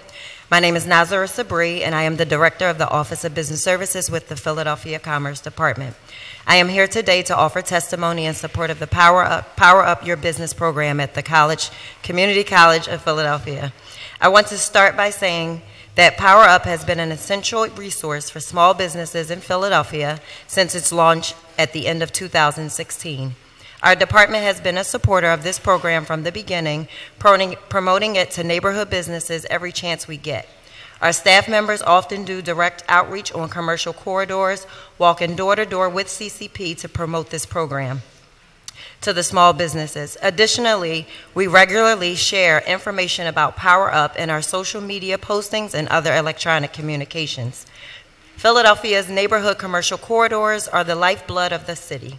They are vital to our economy, and they are the center of our communities. We know that the local businesses are more likely to hire people from their neighborhoods, thus giving more Philadelphians quality jobs close to home. The combination of being low-cost, accessible, and flexible has led Power Up to be one of the more successful programs that our department has worked with. As a result, our business services managers in our office regularly refer neighborhood businesses to Power Up, as well as provide letters of support. One example that I'd like to share is that of Darlene Jones, a West Philadelphia-based entrepreneur who is here today. Darlene opened her first business, Star Fusion Restaurant, on 63rd Street, and later decided to open a second location. As she was preparing to open her new location, Star Fusion Express on 52nd and Parkside, the Office of Business Services worked with her and referred her to Power Up to receive assistance with the planning process. Darlene has since graduated the program and is expected to open the doors of her second location in the next few weeks. This expansion is creating several new jobs and will bring a quality sit-down dining experience to the North 52nd Street corridor. As Power Up Your Business continues to serve small businesses throughout Philadelphia, I am confident that the results we experience will be exponential. Small businesses are the backbone of our city, and these local entrepreneurs not only create jobs, they also generate local spending, provide gathering spaces for their communities, and bring a sense of pride to their neighborhoods. The team at Commerce is grateful to have such a great partner in the community college, and we stand ready to work with council and the college to keep the Power Up running strong. We believe these free, neighborhood-based resources are essential to Philadelphia's small businesses and the continued success of our city's commercial corridors. Thank you.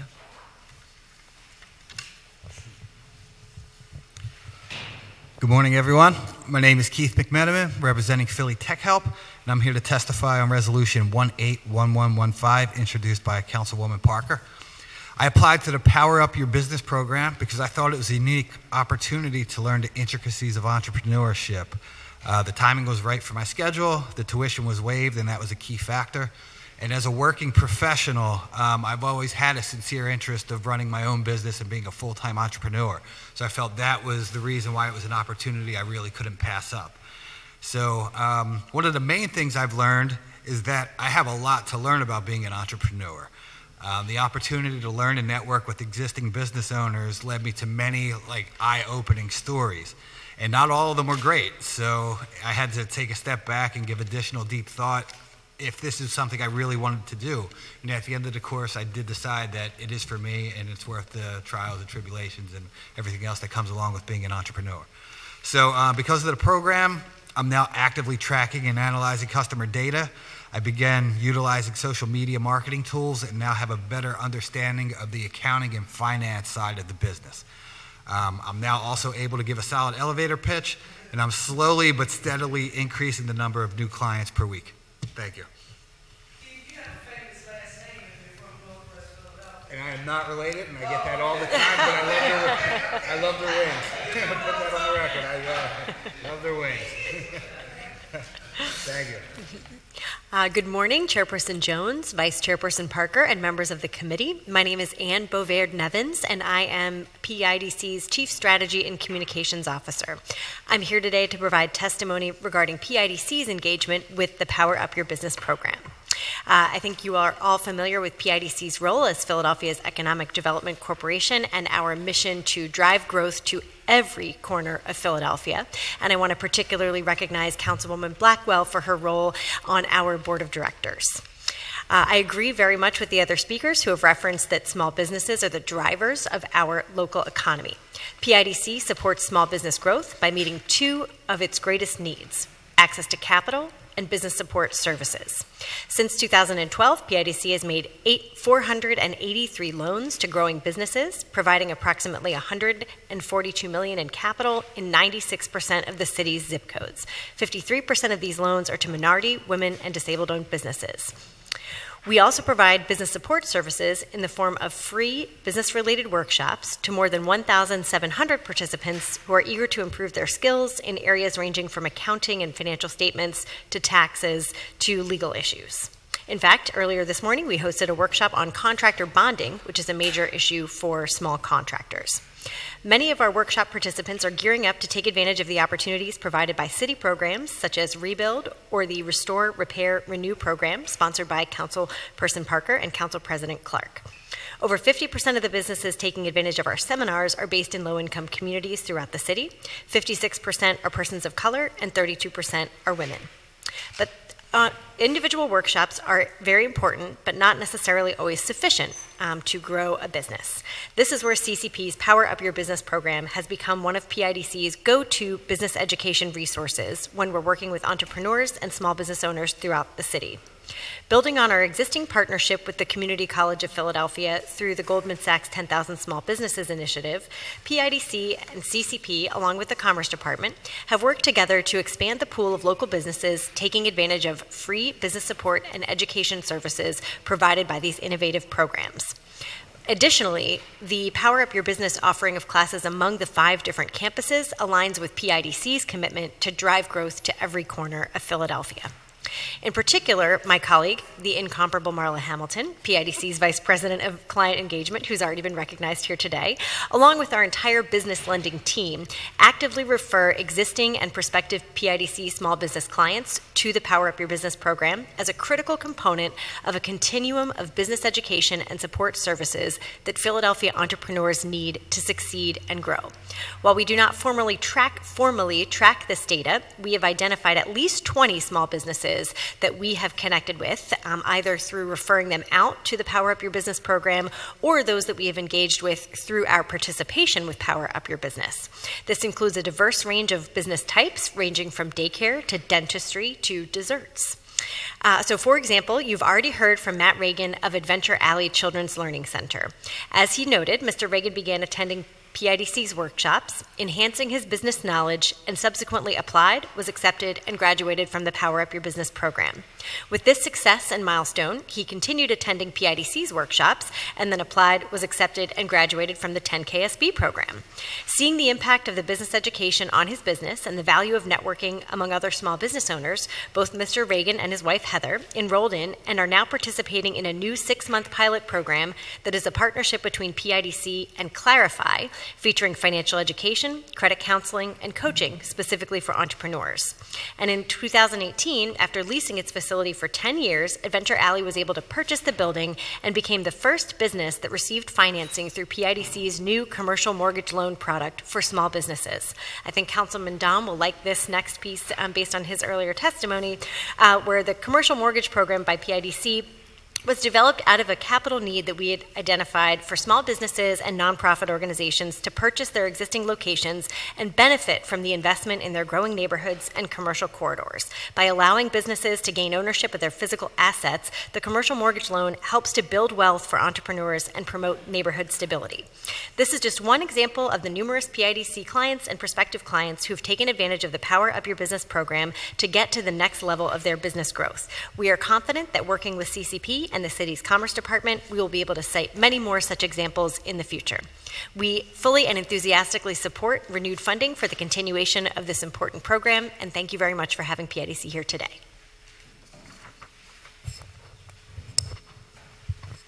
Good afternoon, Chairman Jones and members of the Committee Economic Development Committee. My name is Patricia Arcila, representing Latin Fashion, and I am here today to testify in Resolution 181115, introduced by Councilwoman Cheryl Parker.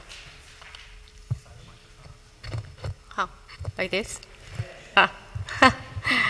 Okay, I applied for the Power Up program business because it was exactly what I was looking for. For me, it was very convenient.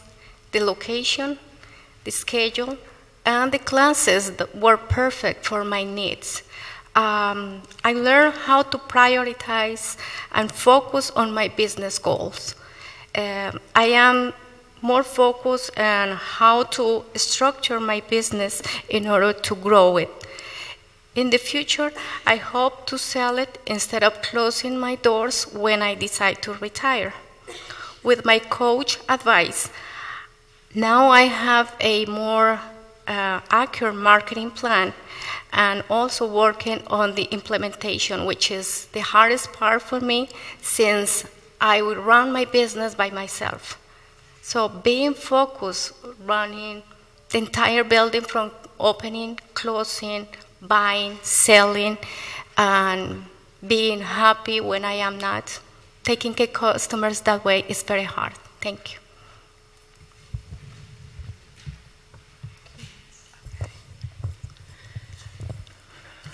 Good afternoon, members of the Committee on Commerce and Economic Development. My name is Shalisa Bado, and I'm the Operations Manager, Construction Manager, Chief Creative Officer, and Finish Carpenter for the Stellar & Sterling Brickhouse Group.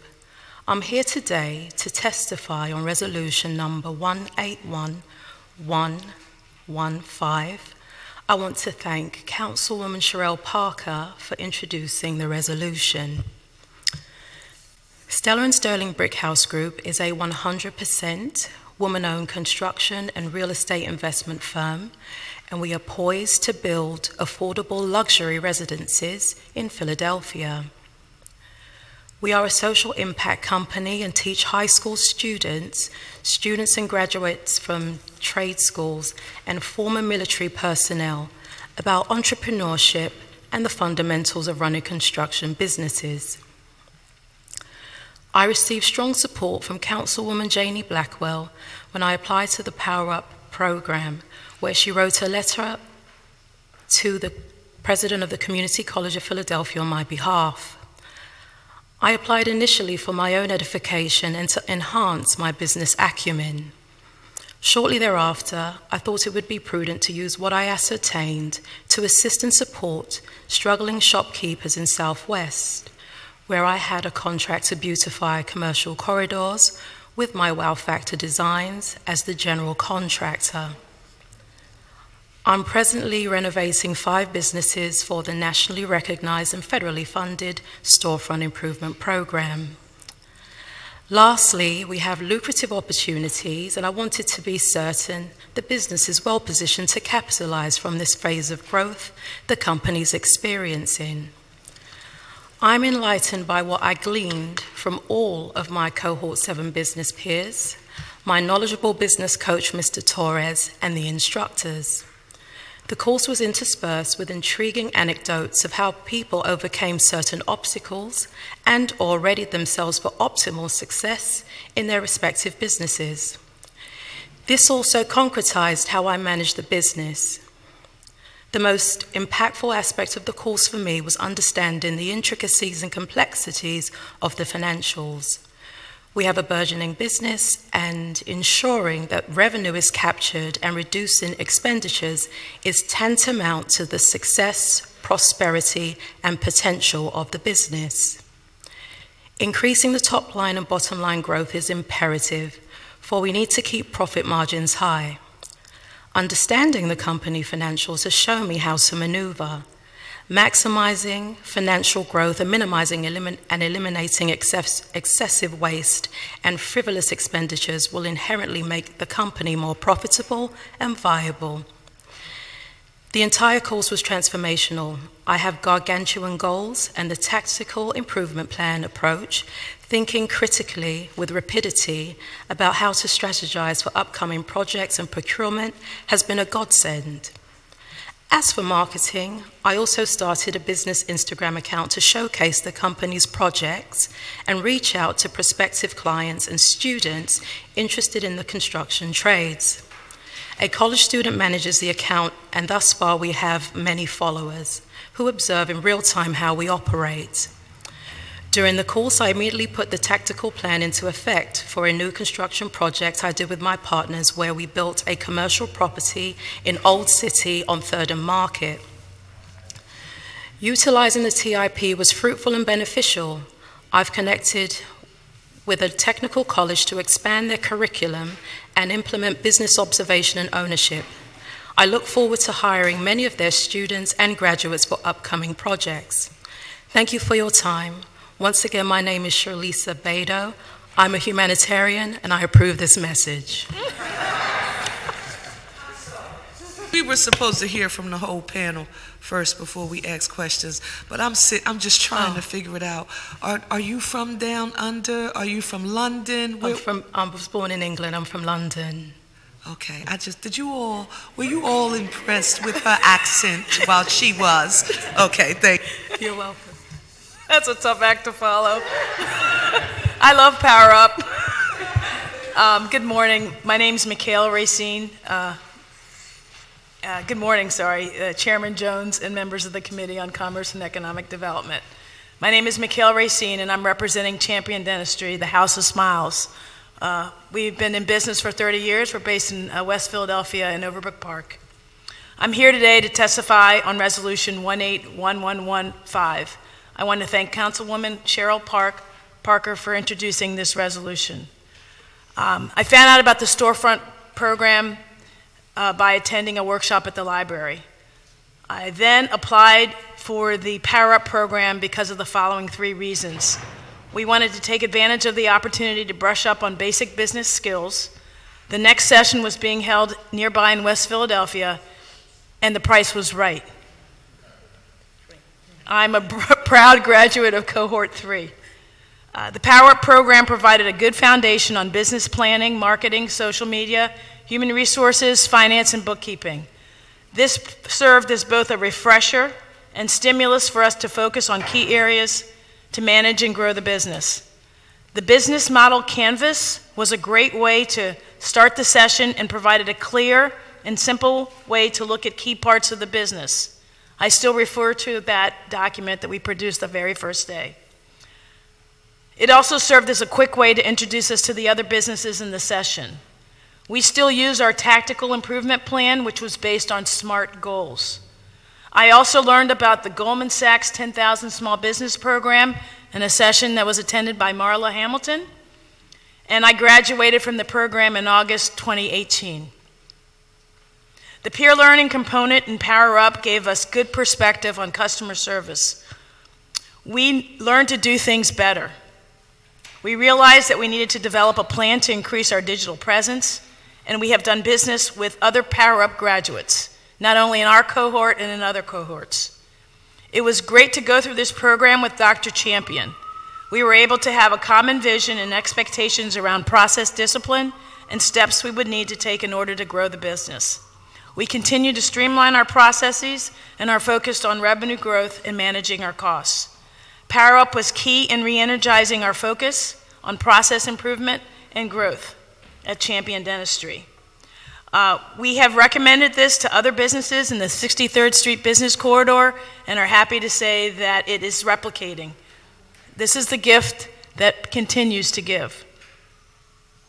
Thank you for the opportunity to testify today. Thank you also very much for your testimony. So whatever this TIP thing was, we've heard several people talk about this is the Tactical Improvement Plan. Several of the business owners have all mentioned the TIP. In addition to that, I think I'm hearing a constant theme that Power Up has in essence almost been a feeder for the 10KSB a program, and well, we are just really proud. I will say that Champion Dentistry, your testimony forces me to rethink my narrative about Power Up.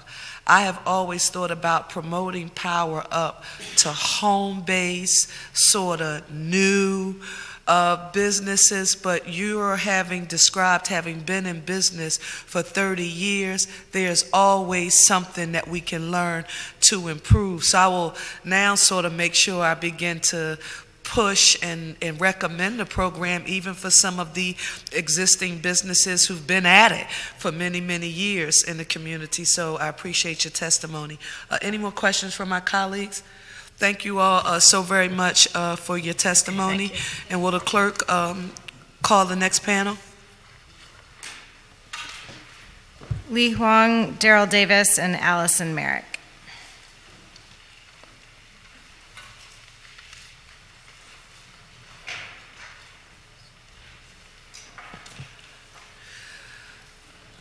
You all feel free to please state your name for the record.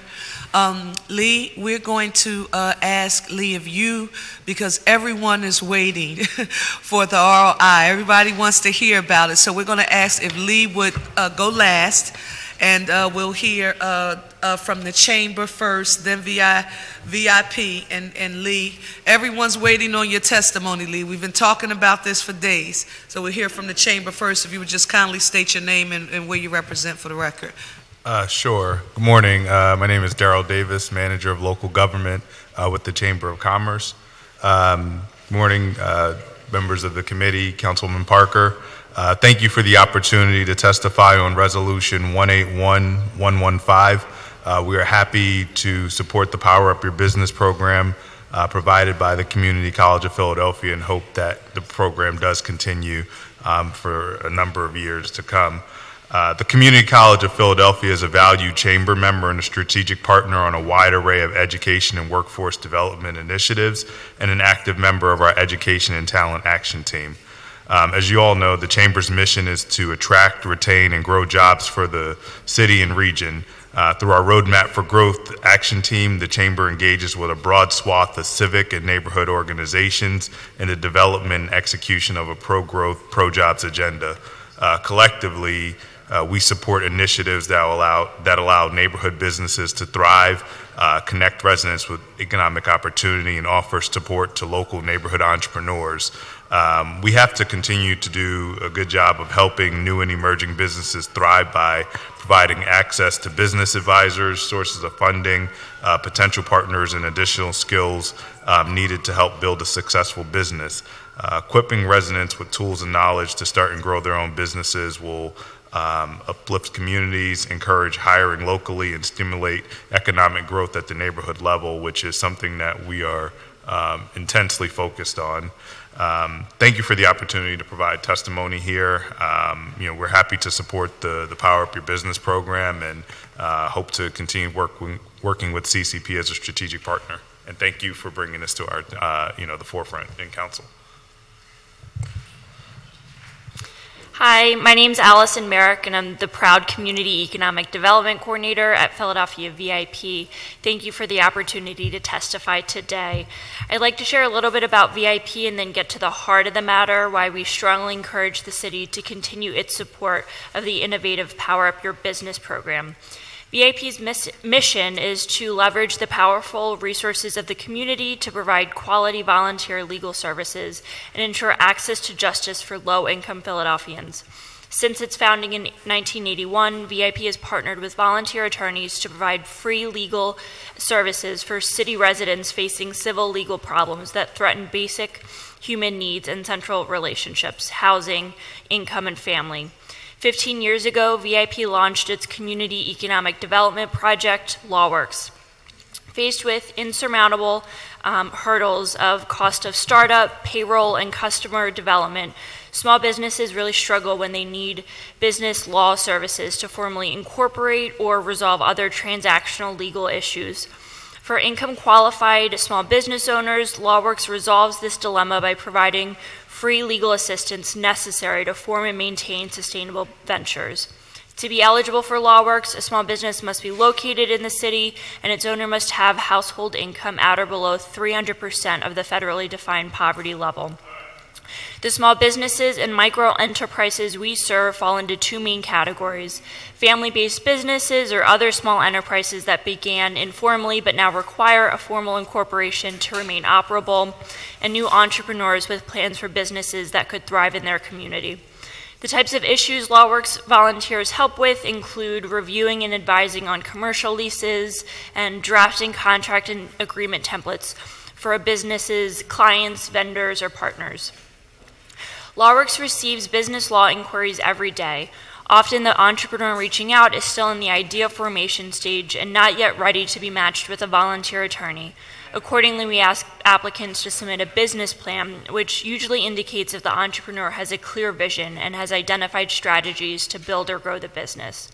When I tell business owners what LawWorks needs before seeking to connect them with legal assistance, or when their question is really more marketing or financial, I'm able to refer them to experts and mentors like Power Up Your Business, making what would be a no a not yet. As prior witnesses have detailed, Power Up's offerings are robust. Participants in its peer-based learning experience gain familiarity and receive coaching in critical areas like marketing, financials, and business operations. Just last week, I spoke with a woman who is building a home organizing and staging business. She attended a LawWorks legal event, and I was following up on the legal help that she needed. She wanted to create a contract template for clients, making sure her homeowner clients understand their liability when she asks them to sign up for her home organizing services. She mentioned she was participating in the Philly iHub Small Business Training Series, a partnership between Power Up Your Business and Mount Airy USA. She described the valuable business skills she was learning. She also detailed how exciting and encouraging it's been to work with a cohort of entrepreneurs who are in the same business development stage but come from different industries. Supporting Power Up Your Business is a sound investment. The program gives entrepreneurs the skills and tools to start and grow successful business ventures, helping to build a stronger, more inclusive, and more equitable local economy. Thank you again for the opportunity to testify. Lee, before you start with your testimony, I just want to say a special thanks to the Greater Philadelphia Chamber of Commerce. Your pro-growth, pro-jobs focus, particularly relative to your roadmap for growth that I am proud, kicked off in the 9th Council-matic District, is one that is of urgent need. to small businesses throughout the city of Philadelphia. And the fact that the Chamber is taking the roadmap for growth, and again, I'm intentional in my language here, taking it outside of Center City and into the veins of our neighborhoods, sends a very strong message to not just business owners, but residents of the city of Philadelphia, that the Greater Philadelphia Chamber of Commerce is concerned about businesses and neighborhoods. So I want to say a special thank you to you and for the Chamber for thinking enough of Power Up and its value to the city that you came here today to testify. To you, Allison, please send a hearty thank you to my good friend, your executive director, Sophie Bryant. Love her dearly. She's one of the smartest women in the world I know. But Hillary Emerson, who is the chief legal aide in my office, she's on maternity leave, and she's sending me text messages saying, thank Philly VIP, because we refer to, we as a city council office, we cannot provide formal legal advice to our constituents. So we have to send them to Philly VIP. We have to send them to CLS and senior law. And whenever we've done anything in the community or we needed your support, you all have been responsive. So we want to say thank you. And now we're going to lay it on heavy with our small business owners, because you're going to partner with Power Up, and we're looking forward to that. So I just wanted to say thank you to the both of you, because Lee, I got a feeling you're going to be here for a minute. Okay, thank you. Thank you so very much. I'll get comfortable then. Council members, thank you for the opportunity to testify about the economic case of Power Up Your Business, a small business support program run by Community College of Philadelphia. My name is Lee Huang, and I'm a Senior Vice President and Principal of eConsult Solutions, which recently conducted an economic analysis of Power Up Your Business for Community College. Small businesses support economic development through individual empowerment, local purchasing and hiring, and diversity and inclusion. Our study validates what you already know, that investing in diverse small businesses throughout the city grows the economy for all and produces a compelling return to the city in the form of local jobs created and local tax revenues generated. Let me briefly describe how Power Up Your Business produces that return. Each year, the city's investment in Power Up Your Business is used to train neighborhood-based small businesses throughout Philadelphia. As a result of the resources, coaching, and support these small businesses receive, they are more likely to stay in business, they increase their rate of revenue growth, and they hire new employees.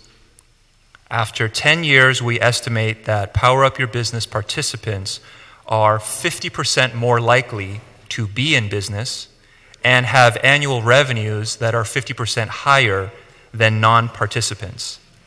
This means that in the aggregate, each annual cohort of Power Up Your Business participants will generate more than $110 million in net new revenue within the city in the first 10 years after they complete the program. The new revenue has a $175 million total economic impact in Philadelphia over that 10-year period. That revenue represents business activity in neighborhoods throughout the city. It supports local jobs, and it yields more tax revenues for the city, an estimated $2.8 million over 10 years in wage tax, sales tax, and BERT from each year's cohort of participants. This means that each year you invest $800,000 in Power Up Your Business, the small businesses you are helping reach are generating back for you 3.5 times that in local tax revenues over the next 10 years. And beyond those 10 years, those businesses will continue to be pillars in our communities, providing local goods and services, creating local jobs, and adding to the local tax base. Council members, you are stewards of this city's great neighborhoods and its municipal finances, and I can hardly think of a better return to these communities and a better investment of these funds than Power Up Your Business. Let me add, by the way, that Councilman Dom had mentioned what would happen if funding increased by 6 times.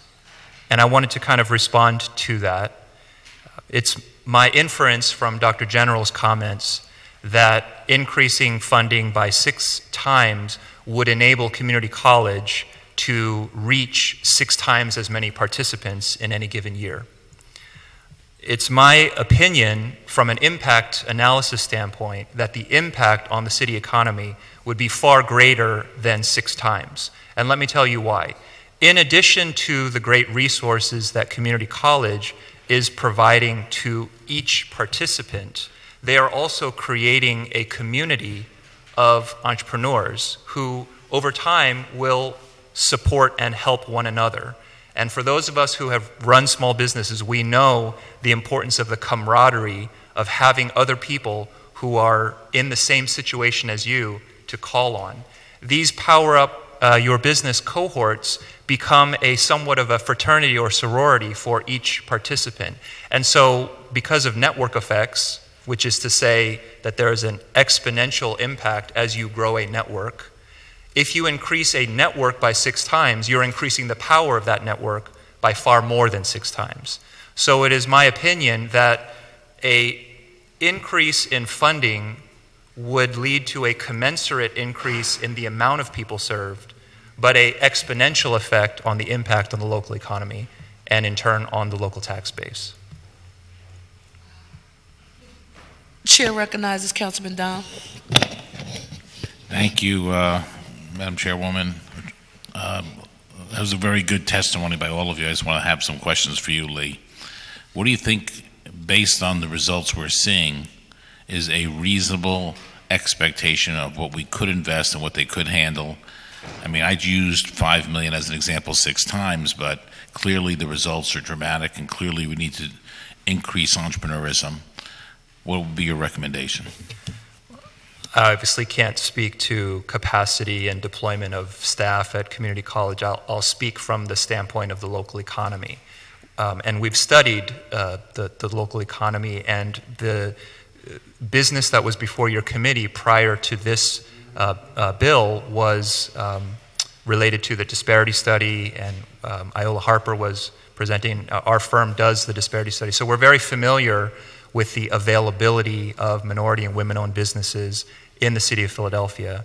And I can tell you that there is great demand for the sorts of services that are being, and the sort of community that is provided through Power Up Your Business.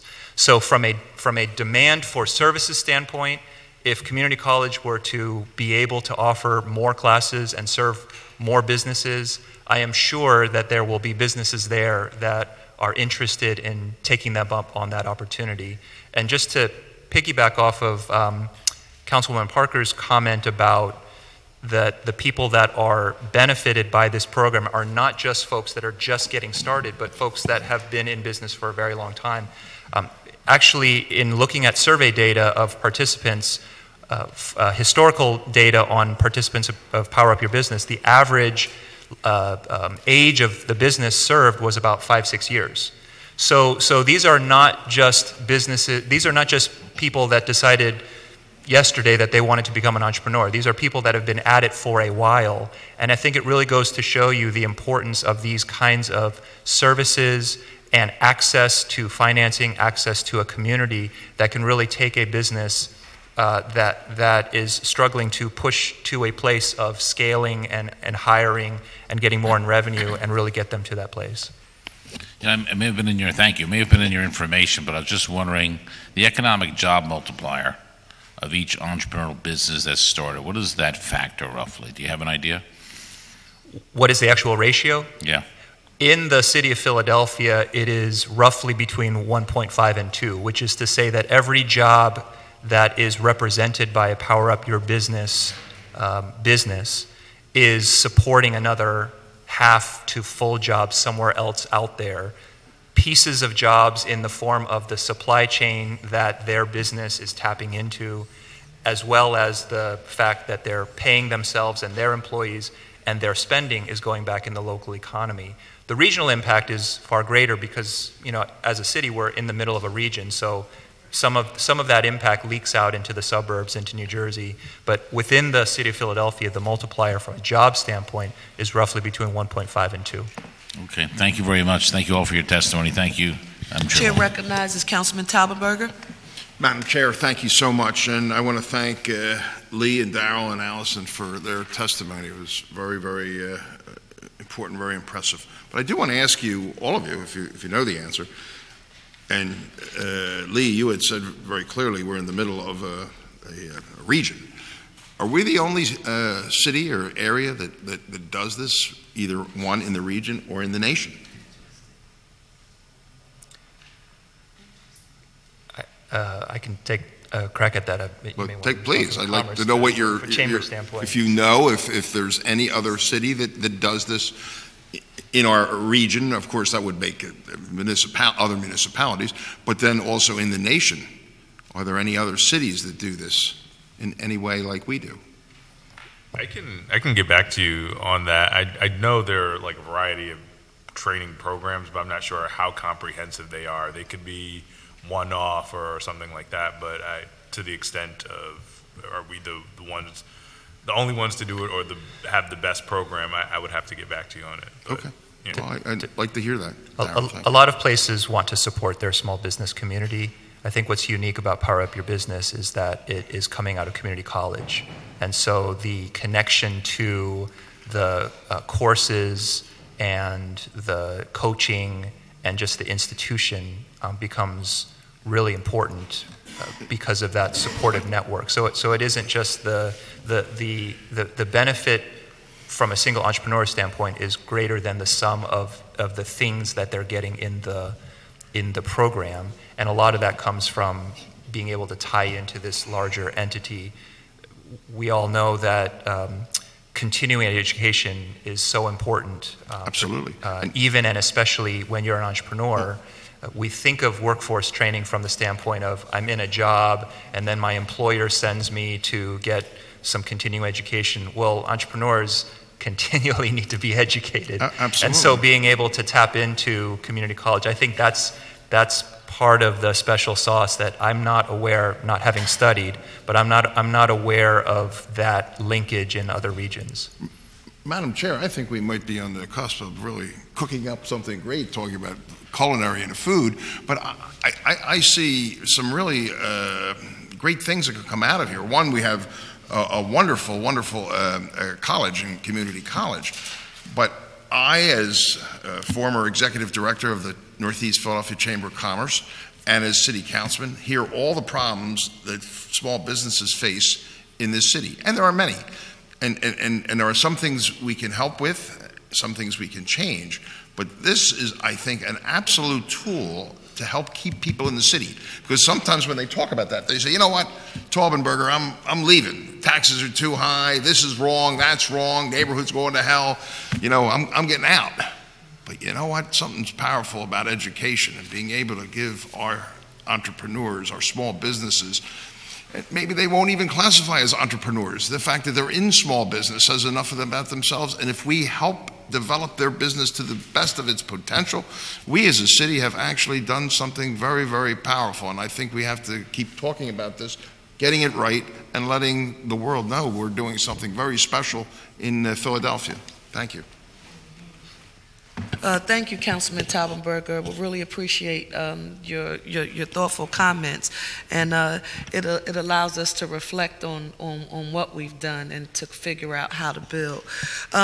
Lee, my question to you is one that we as members of this council are about to get fully engaged in as we begin this budget cycle, and that's the purpose of the timing of this hearing, because the rubber's about to, meet the road.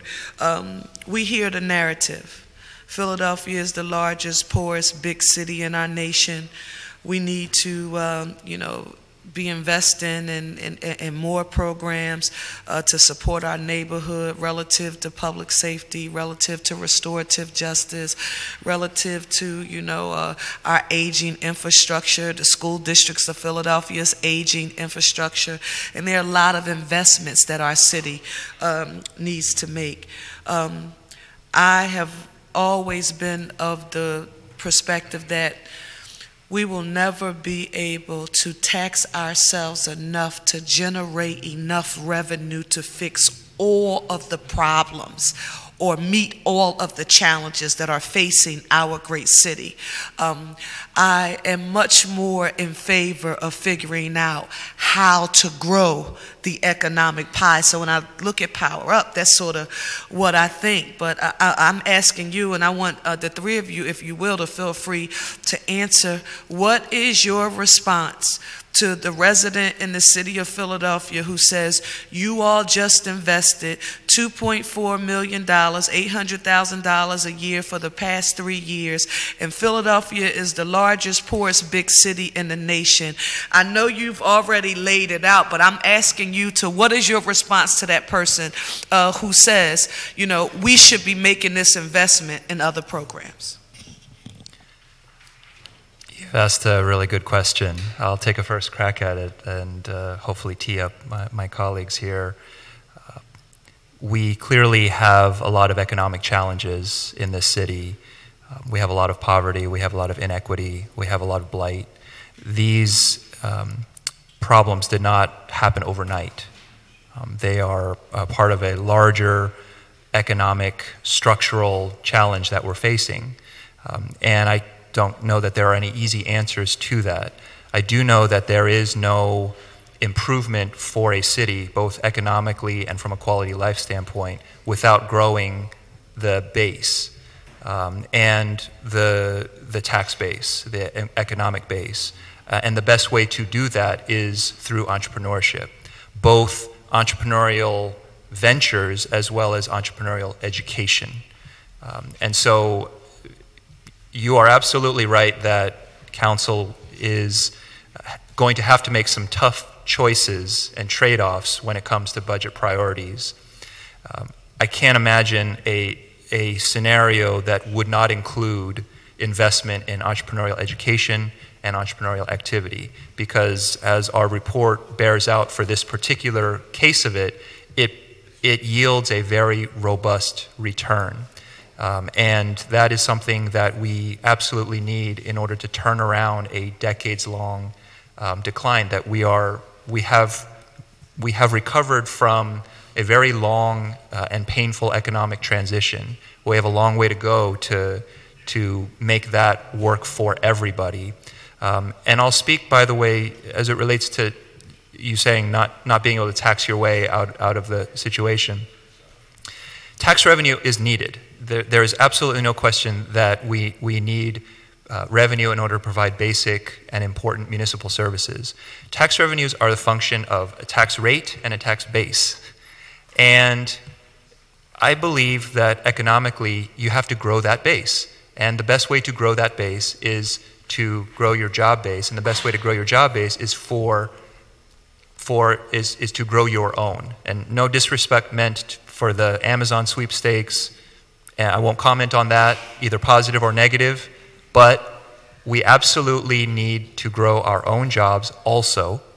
And this is an important way to do that, taking advantage of an incredible educational institution like Community College and an incredible model of Power Up Your Business that has, as our report proves, a very strong return on investment. So I very much am sensitive to the plight that you were in as far as having to make tough decisions. Wearing another hat, I have to do that on the school board related to finances. And at the same time, I would strongly encourage investment in programs like Power Up Your Business for the reasons that I just stated. And just to briefly echo Lee's comments, as budget season's coming up, there's a priority or a number of funding priorities that you all have to balance and take a vote on and choose to ultimately approve. Through our Roadmap for Growth initiative, that has brought us out into many different neighborhoods across Philadelphia, and the one common theme that we keep hearing is, we want to see targeted investments in our neighborhoods, in our communities, especially along commercial corridors. So, if the city were to invest $2.5 million or even $5 million into this, Power Up Your Business program, it would help train entrepreneurs, especially within our neighborhoods, that can open up businesses along commercial corridors, or help existing businesses along our commercial corridors. And eventually, I think that ties into a larger strategy with the city of the commercial corridor improvement program and things along those lines. So I think it's a step at taking a targeted investment, and it's one way to start to grow jobs locally. So I'll leave it at that. To speak to the regionality part of all of this, I know that LawWorks is one of the only broad-based legal service providers for small businesses. We're only able to serve Philadelphia, and I think that's indicative of, or plays back to the comprehensive business support network that we have in Philadelphia.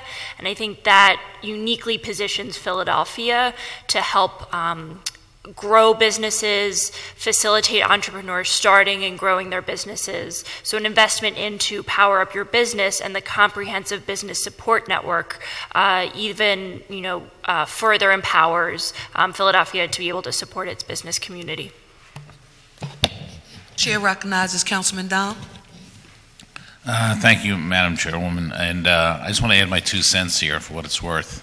But the fact that the Pew report I mentioned earlier is only 2.4% businesses owned by African Americans, this is a program that we have to put more money towards. And I personally would support you with whatever numbers they can handle. And I'll tell you why.